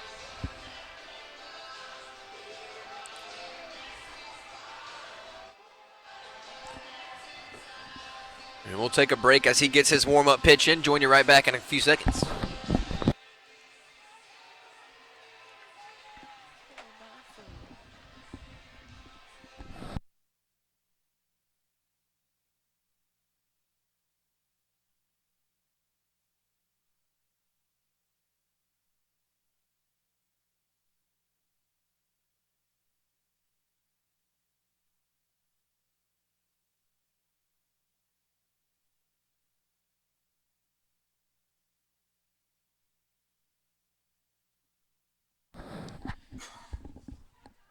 The first batter he's faced is quite a test in Ty Hobbs, who has had a great day at the plate thus far. Sidewinder sails a fastball up. Ty Hobbs lays off.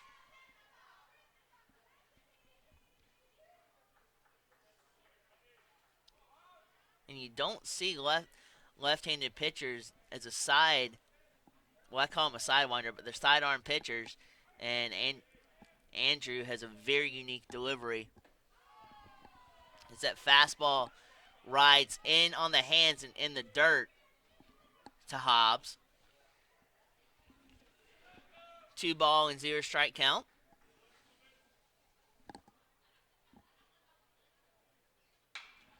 And that ball is pelted to left field. Isn't deep enough, though.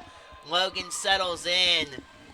And loud out number 3 to end the 6th inning. Jaguars firmly in the lead, 9-4.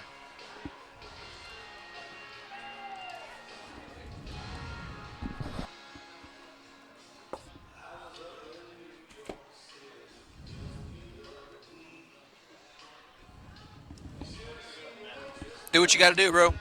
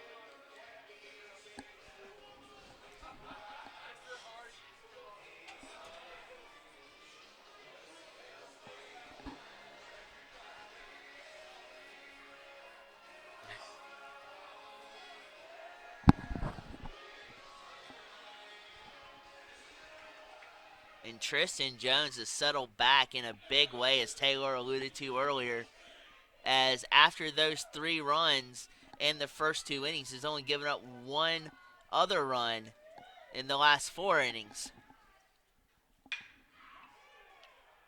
And that ball is tattooed into left field,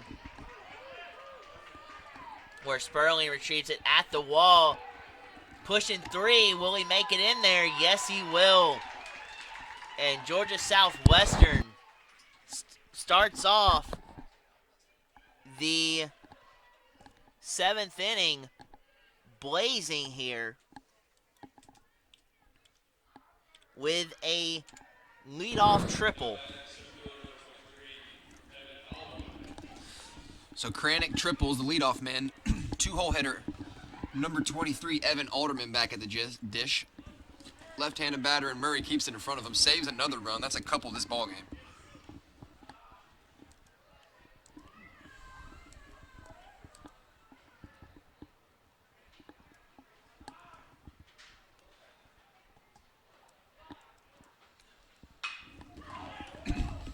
Another opposite field knock to left field. Chasing, drop in front of him. It catches the chalk line.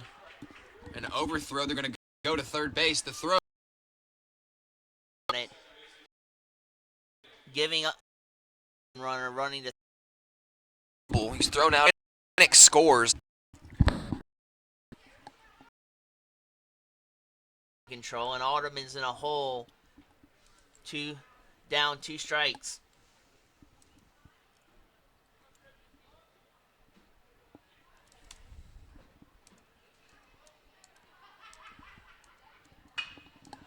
And that ball is shot out foul to the right. Did all he could do to stay with that pitch and foul it off, did Alderman.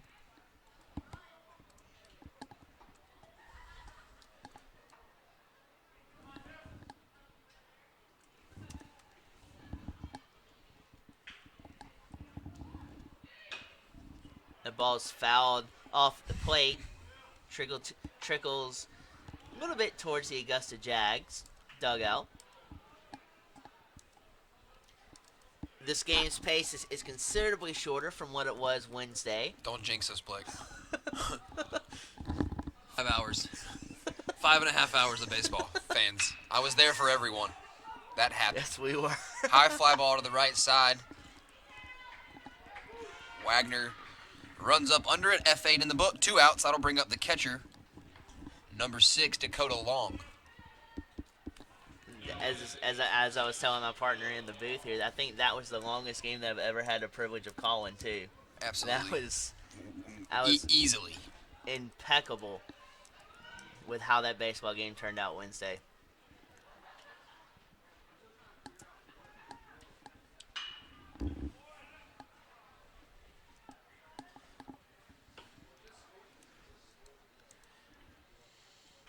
That offering by Tristan Jones was lifted foul off to the Jaguar bullpen, which there is activity in the Jaguars bullpen right now. And again, attacking the outside corners, Jones, but getting thwarted with the bat of Redding.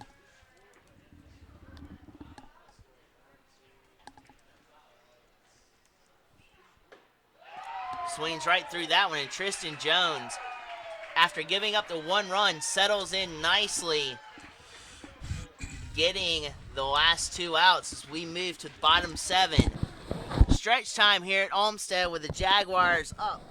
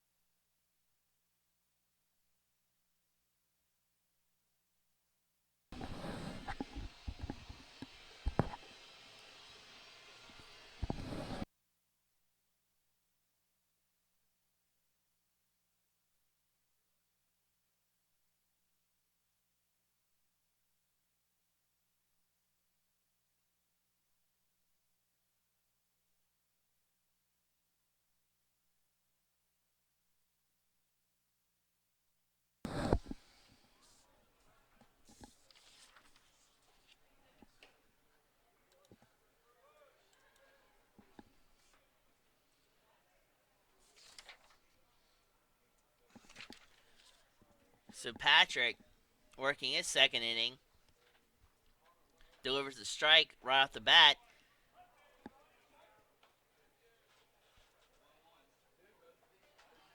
So, excuse me, the first pitch was a ball, the second one was a strike, and it is an even count now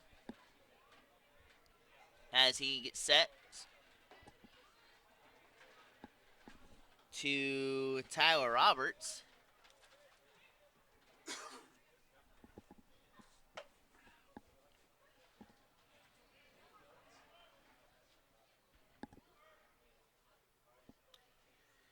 Next pitch is swung straight through off a curveball. Sits him down. He's heading back to take a seat. Or I beg your pardon, that was Adam Sperling who got set down. And now Will Zimmer is at the plate for the Jaguars. He looks to check his swing, looks to hold back on the offering, but could not, the home plate umpire attributed the first strike of the at-bat.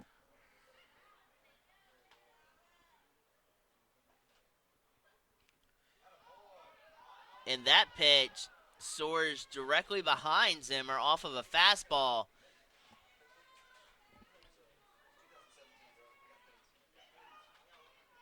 And Patrick just got way too over the top with it and pulled it across his body too much, and it sailed right behind Zimmer. That offering from Patrick is sailed out towards right. The right fielder overruns it and misplays it, and Zimmer, off of that error, looks to have 3 bags to his credit this at bat off of a miscue by the right fielder overrunning the ball. What a break for the Jaguars as they keep the bats cracking here. E9 in the book. Zimmer all the way to third base. 1 out, brings back up Jamal Cummings, the designated hitter, junior. Cummings homered, reached on an error. Looking to stay strong. Still some arms up in the bullpen.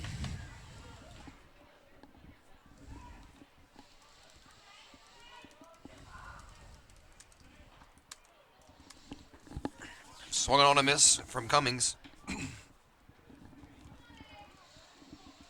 Cummings didn't look like initially he wanted to offer at it, but elects to offer at it.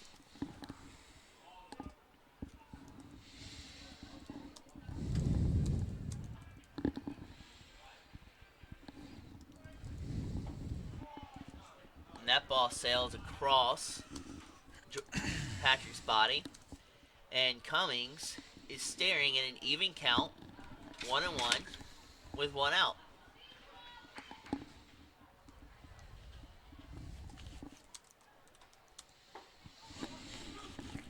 So Patrick erases the Uno board all across the top and works to a 1-ball and 2-strike count.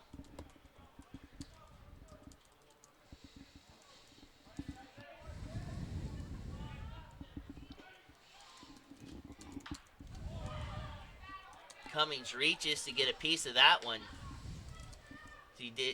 As he does just that, and that one sailed back to the screen behind home plate.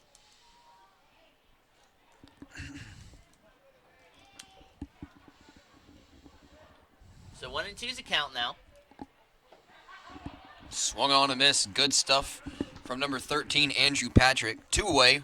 Tyler Roberts, the 9-hole man, try to get Zimmer on board so we can make this lead double digits.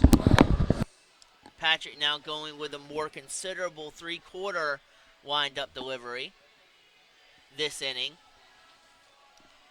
And he will work now against the 9-hole hitter for the Jags. Shortstop Tyler Roberts stands in at the box.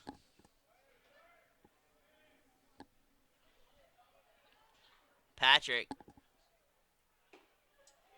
3/4, that one's down the pipe.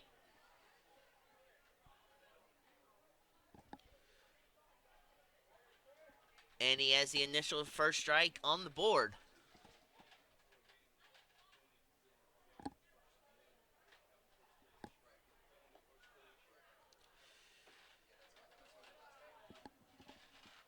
Changeup floats outside. Den's account now at 1-all.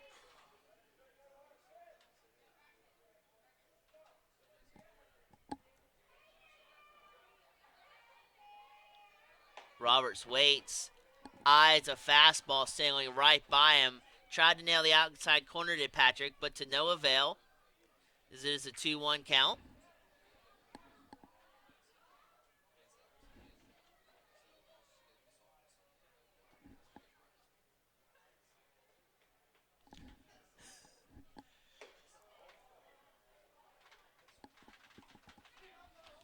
The next Patrick offering delves inside the hands to Roberts.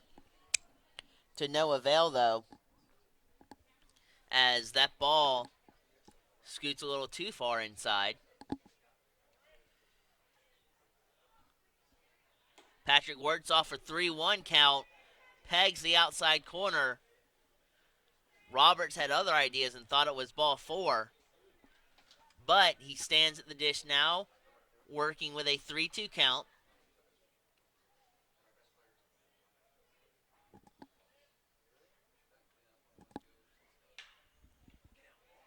And that ball is skied towards left field in the hole, and tack on one more run for the Augusta ball squad today, as that is the 10th run on the day for the Jaguars.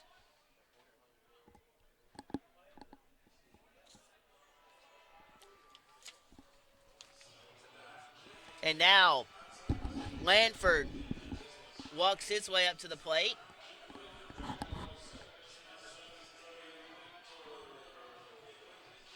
Georgia Southwestern pitching has struggled for the most part outside of 2 innings that Powers threw earlier in the ball game, giving up 10 runs on the day. Patrick fires back over to first to try to pick off Roberts, but cannot.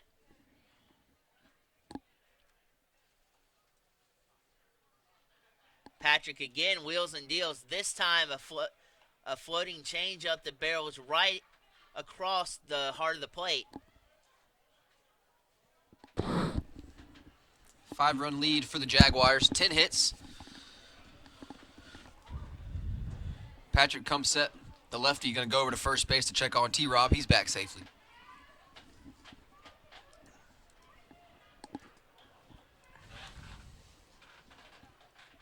Ten and 10 all across the board for the Jaguars in the run and the hit department.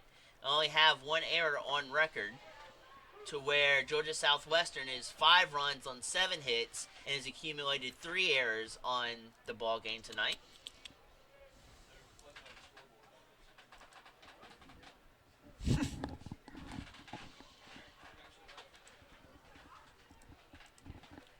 Patrick comes set. Lanford asked for time. He's given it.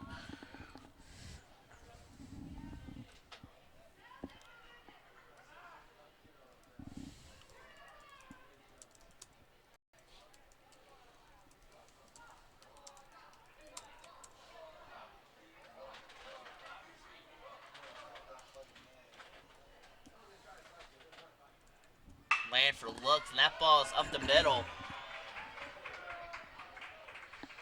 Nice piece of hitting there by Lanford. Shooting it right back up the gut, right in between the shortstop and the second baseman. So 2 outs, runners on second and third for the Jaguars, and brings up a hot bat. Coljan Alsick, 3 for 4, 2 RBIs, a triple and double. Not bad for your senior third baseman.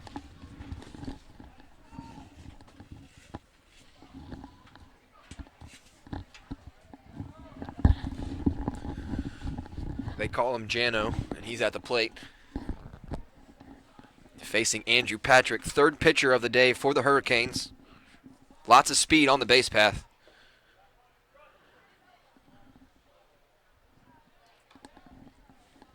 Shout out to our sponsors, Papa John's official pizza of the Jaguars, Jana King, the king of clean, Willie Jewell's Old School Barbecue, and the Health Center Credit Union, the official financial institution of the Augusta Jaguars. Once again, fans, check out AugustaJags.com. Stories, stats, schedules, news, and everything on all 13 NCAA teams.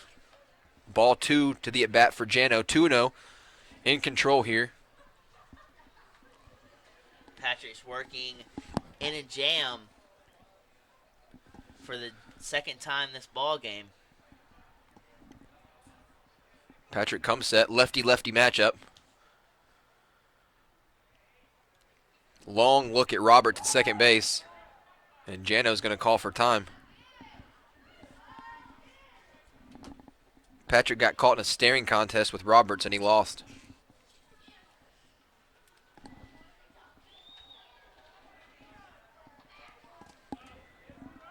Two-0 count for Coljan Alsick, 2 outs.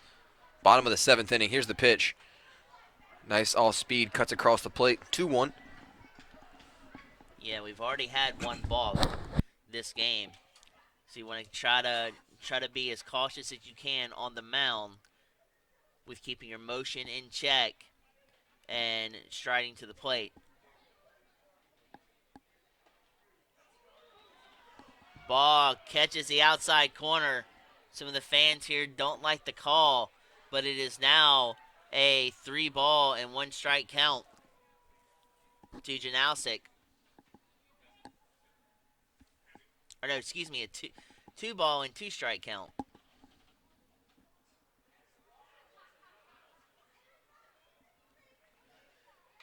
Janalsic reaches for that one and waves at it, connects with it, and taps that one foul.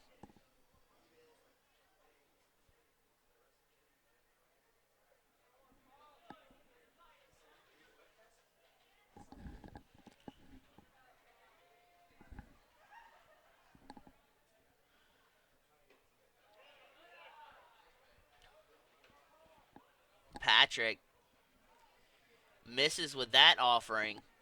It is now a full count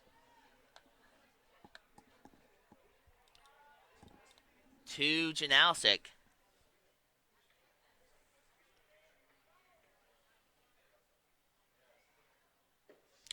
And he swings right through that changeup.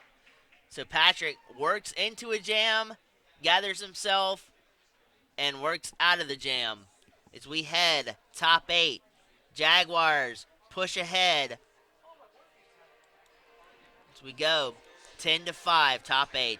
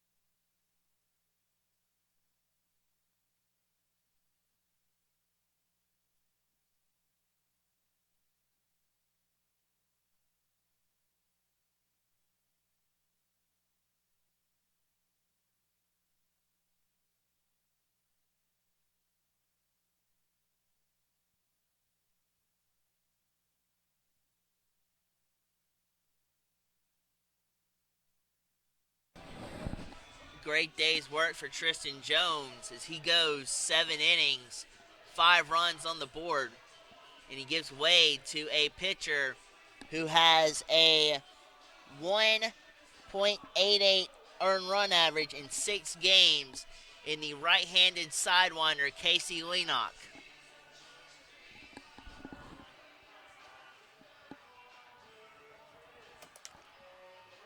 And in those 6 appearances, he has 14 innings pitched. So a good decision here to turn it over to Casey Leenock by head coach Chris Howell. Let's see if it pays off for the Jaguars.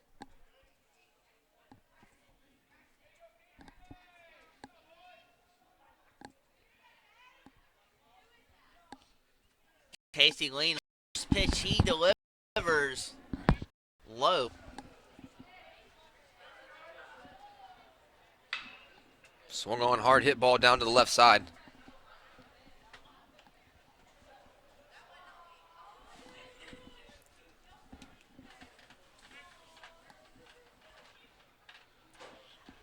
One count. Casey Leenock, new pitcher on the mound for Augusta. Sidearm thrower, voted preseason relief pitcher, all conference. Lots of speed, lots of movement on every pitch coming from that 3/4 length. Might have gotten squeezed on that pitch, though, as that pitch looked like a strike, but the umpire deems it a ball. 3-1 count, both pitches a little inside. 10-5 lead for Augusta here in the 8th inning. 11 hits for the Jaguars.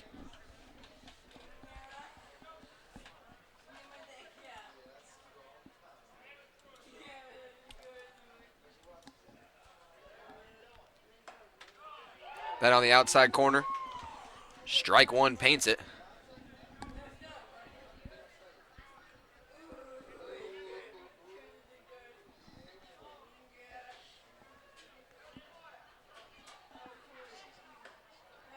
High ball inside, free pass to the leadoff man, Jones.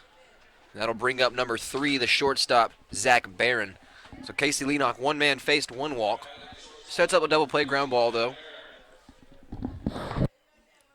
If you're Georgia Southwestern, though, they'll take anything at this point to get runners on base. Good lead off at bat.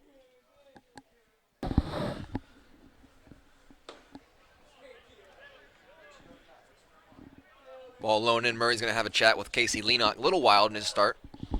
Jones, the senior starter for Augusta, on the mound, went 7 innings, gave up 8 hits for 5 runs, 2 strikeouts.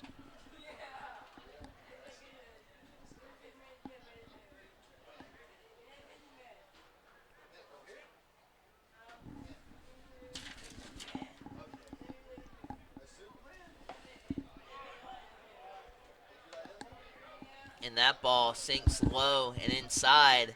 Leenock evens the count up at 1-1.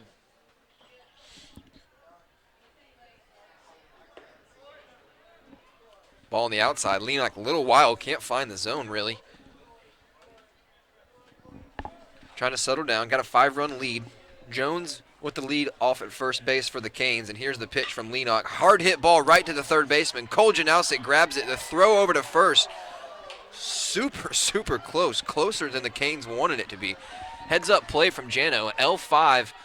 Jones gets back just in time to not get doubled up. Took a little bit too much of a lead right there and almost got burned with it as the tie does go to the runner, but Janowski with an accurate and phenomenal throw over to first base almost nails Georgia Southwestern.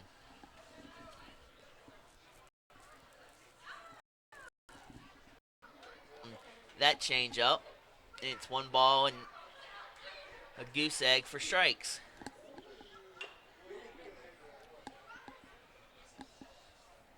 Now Leenock can even it up at 1-1 after that ball was tap foul.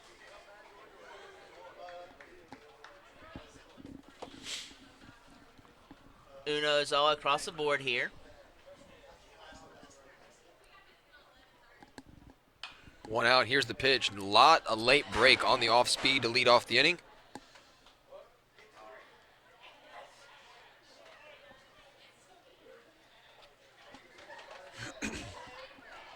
And now with a 1-2 count, Leenock can kind of, if he wants to, play with a couple of pitches and set up the batter. Ground ball to Cody Lanford. Going to go for the tag. Gets the runner. Throws to first. Double play is going to end the inning. We are headed to the bottom of the 8th. Jags up by 5.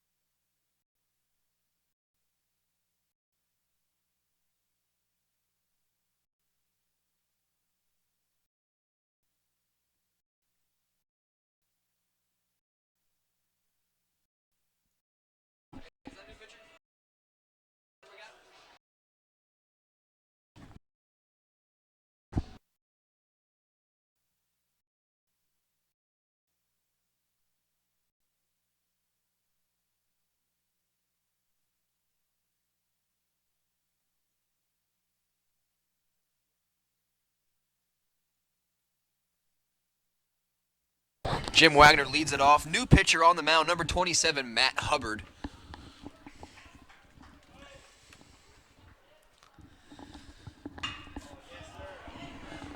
And a leadoff single for Jim Wagner. Excuse me, make that a double.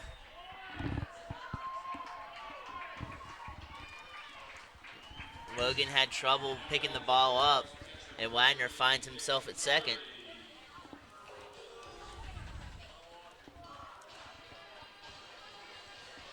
Jaguars continue their hot start. The last couple of innings, they've had runners on base, and they've been able to capitalize and bring those runners home. Let's see if they can do the same thing here.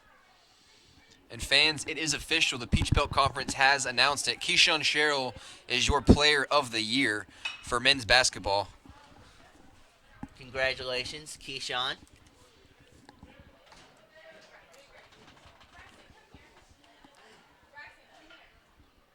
That's the 8th Peach Belt Conference Player of the Year award for the Jaguars, the 4th under current head coach Dip Mitras. That's a stat right there. Oh, heck yes. Keyshawn Sherrill, absolute amazing talent on the basketball court, probably a better person.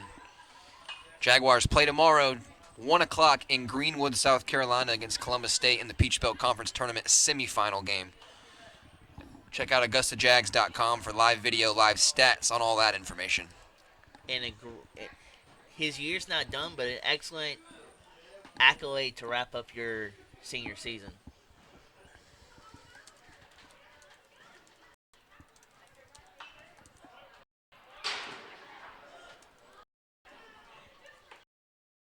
The excellent accolade, as you just said.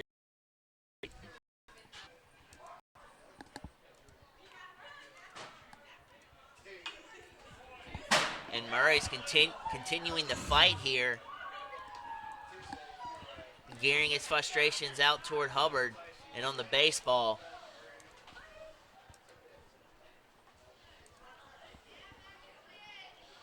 Also, women's basketball senior Brianna O'Connor named 3rd team All-Conference. Congratulations to Bree in women's basketball. Head coach Nate Teamer.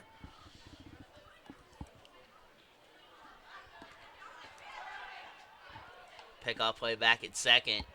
It's to no avail. But Brianna O'Connor for basketball, for women's basketball especially, was an offensive facilitator and defensive firehouse when it comes to anticipating steals and for the basketball. That's right. 3rd in the league in steals, 2nd in points per game. So exactly right. And that umpire calls time is Davis Murray asked for time as the pitch was being thrown.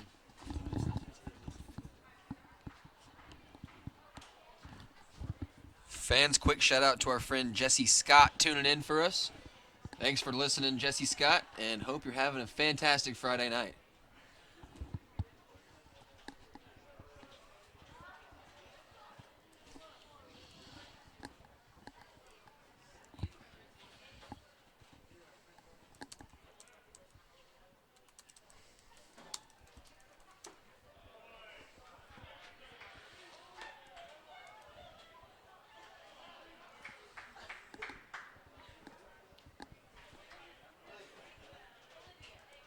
So Murray here has worked it back even, 2-2.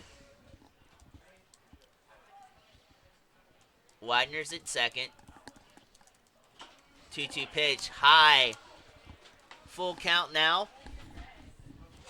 And Wagner, if there's any contact, will be on the run.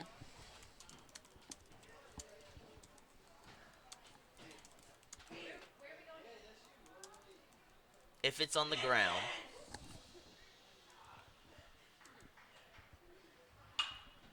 Ball skied back towards the seats.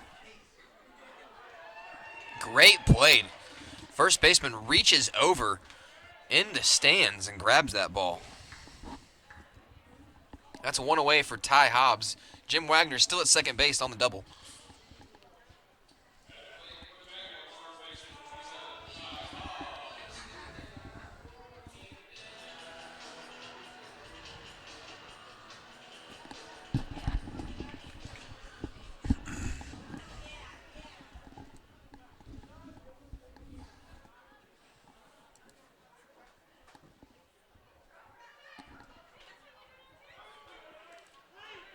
That ball is in the dirt, swung through, and Wagner moves up to third. Hurricanes might have thought that Hobbs got a piece of it and fouled it off, but umpire does not give them that satisfaction.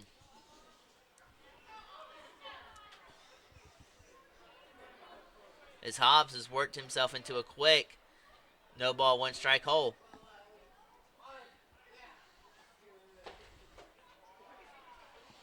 Learned his lesson from the last pitch as that ball's in the dirt, lays off of it, evens the count at 1-1.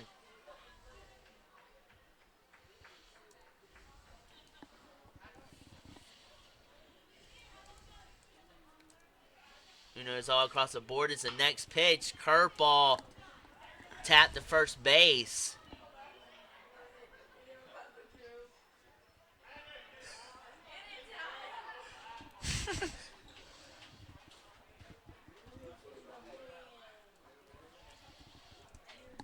Three unassisted, two-away, brings up freshman Adam Sperlin. Wagner moves up 90 feet to third base. 10-5 ball game, bottom of the 8th inning.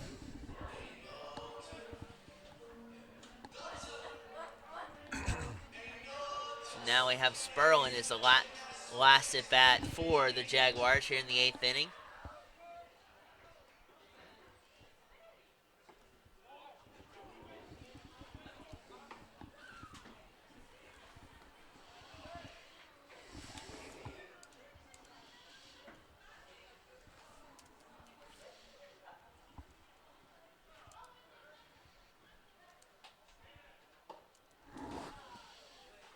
Cannot find the strike zone with that pitch as it is 2 balls and 0 strikes.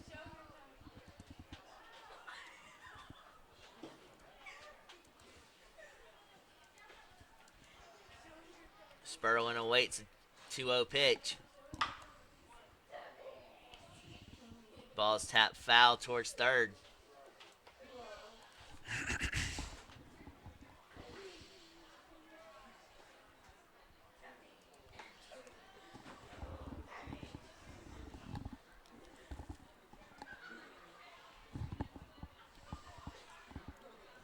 And unless there's a serious onslaught of runs from Georgia Southwestern, Sperling is the last at bat for the Jaguars. High fly ball in a shallow right field.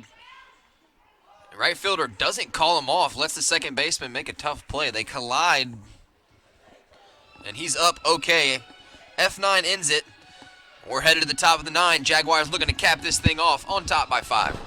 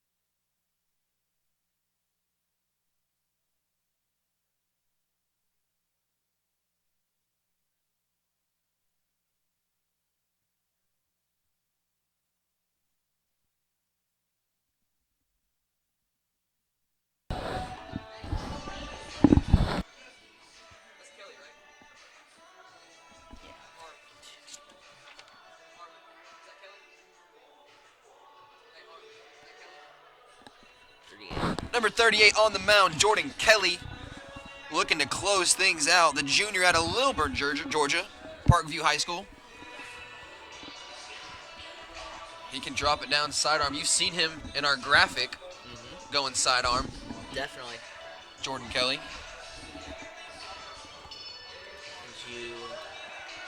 Is what Taylor's talking about right there.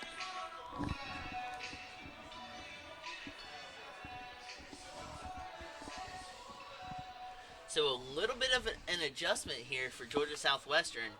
As mentioned, Kelly sidearm, they haven't seen that this game, so a little bit of a vision adjustment coming up. Number 26, making a pinch hit, Bradley Hoff to face Kelly. Top of the 9th inning, Jaguars on top.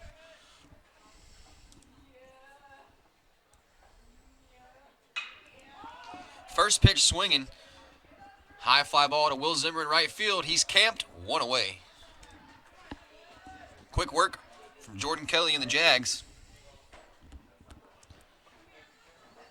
And that's what you like to see, too. If you're a defense, one pitch, one out.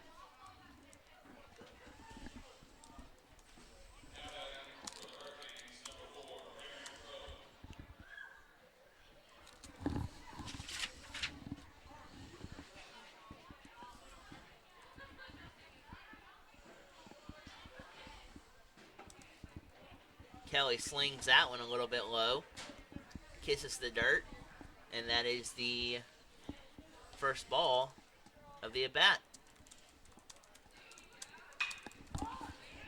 Another high fly ball to the right side. Zimmer's chasing. This one is going to be fouled just to the right of the line. Good positioning from the field umpire out there. Tristan Jones set up to get the win. He'll be 3-2 on the year if all things go as planned. Spinks with the loss, 0-2. Again, still 2 outs away, but a 10-5 ball game looking good for Augusta.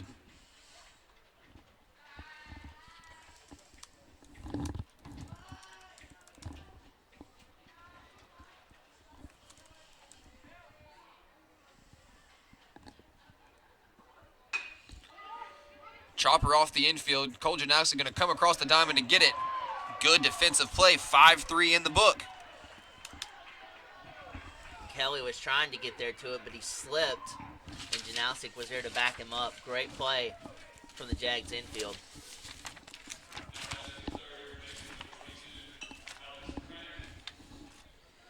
So Kranich is the last hope and back at the top of the order for Georgia Southwestern.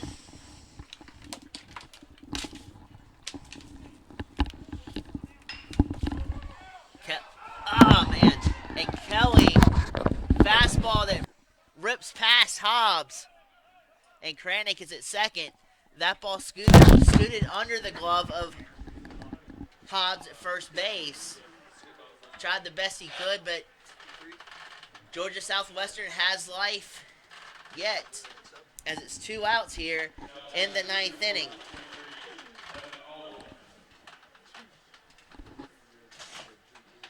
And now Alderman comes up. There's an old saying in baseball that the 27th out is the hardest out to get, and that is the case proven tonight with a double down the right field line on the 27th out.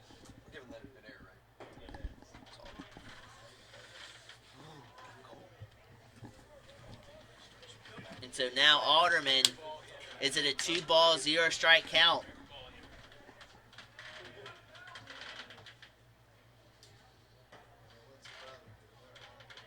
Looks at that one that sails outside. Kelly's not out of the woods yet, as it's 3 balls with no strikes. There's a strike right back down the pipe. 3-1.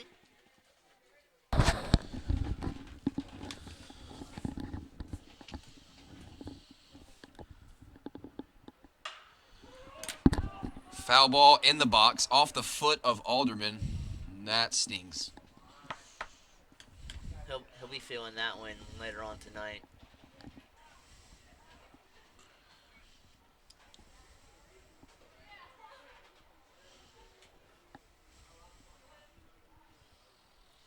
He has an open stance, so anything on the outside part of the plate,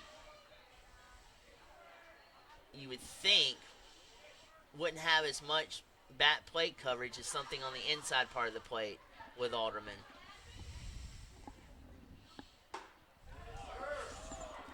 And And that fastball cannot connect with the inside corner. Is now first base and second base have occupants. Is Redding comes up to the plate, number 2.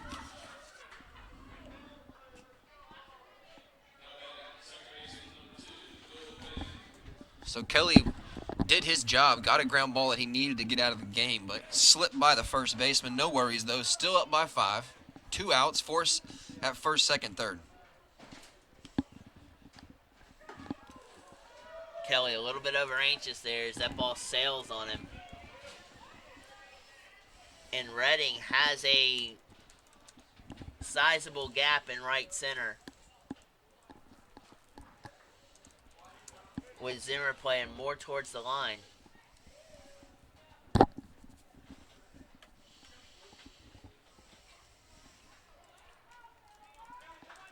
Let's see if Kelly can catch back up, starting off this at bat with the ball up. Ball inside. Now, Chris Howe out to try to settle Kelly down here.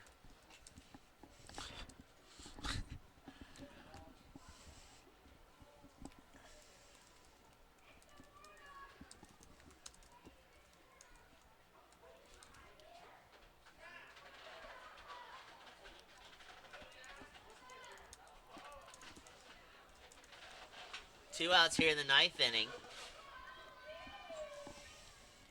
And Redding up at the plate.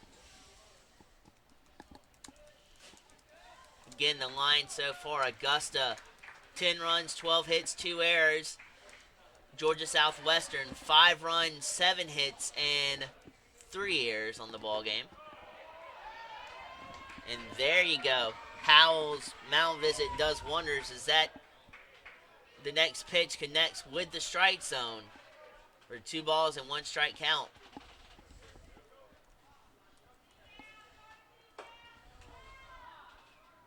Tried to get me over a fastball there. Sails on him.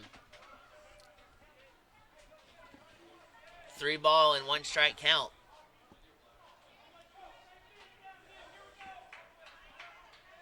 Again, you've got runners on first and second with 2 outs. Wheels and deals in the pitch. Slider slides inside corner.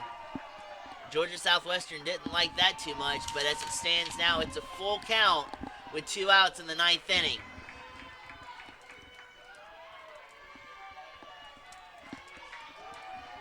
And the crowd's coming to life. Redding foul ball to the backstop. Full count, 2 outs, runners moving on the momentum toward the plate. And Redding will live to see another pitch. Fans will be back with you tomorrow, 1 o'clock start here at Lake Olmsted Stadium. Double header scheduled. We'll play back-to-back 9 innings. Augusta softball also in action against Georgia College at home, 1 o'clock. Basketball on the road at 1 o'clock. Jordan Kelly comes set, the lefty, the junior, the pitch. Liner to Will Zimmer in right field, and that's it. Jaguars win it 10-5 in Game 1. We move to 2-2 in the Peach Belt Conference. Visit AugustaJags.com for more information. We'll see you tomorrow here at the lake.